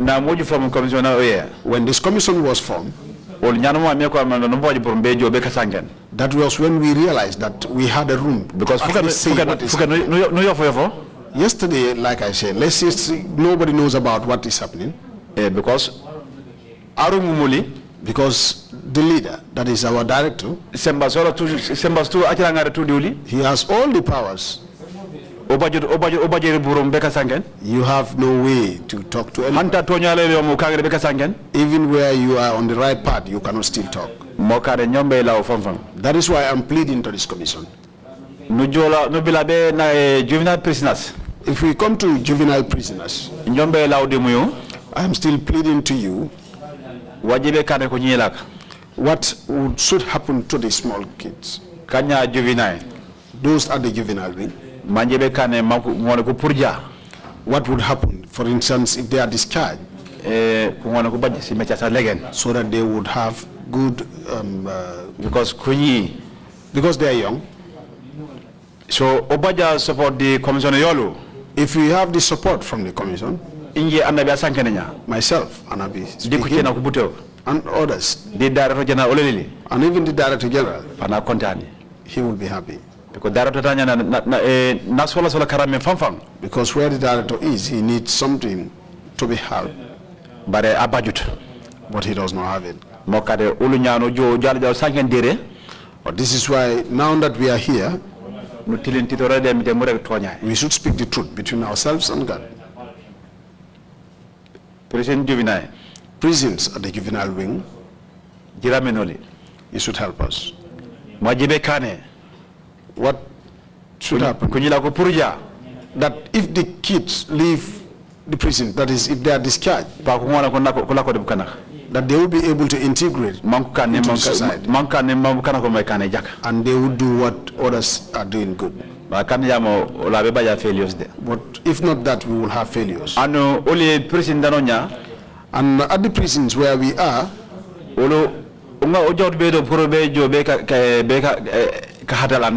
we did not go there as officers to go and disturb anybody.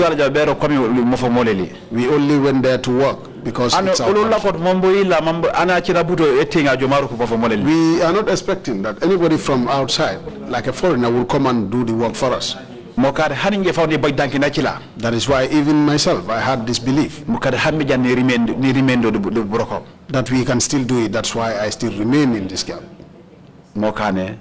That is the reason. All the difficulties, others will be skeptical as to all these difficulties, these hardships that I endured, and I'm still back there. Sometimes I have this mind, mixed feelings that should I leave? As a family, but I will still say, as a family man, let me just continue. And I will have this faith in God. Then I will pray and praise God. Because if I would do that, by God's grace, maybe He will help. But prison officers, but the prison officers are in a lot of hardship. Because we believe we should have risk allowance. Different ones. And they should be in different forms. But we have nobody to stand for us. But now that we have this commission,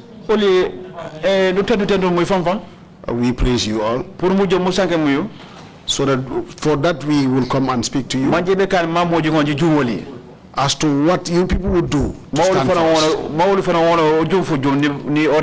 So that we would also be as other departments. See even our promotions. Prison. For the prisons. If you would go to our promotions, we have almost 3 departments.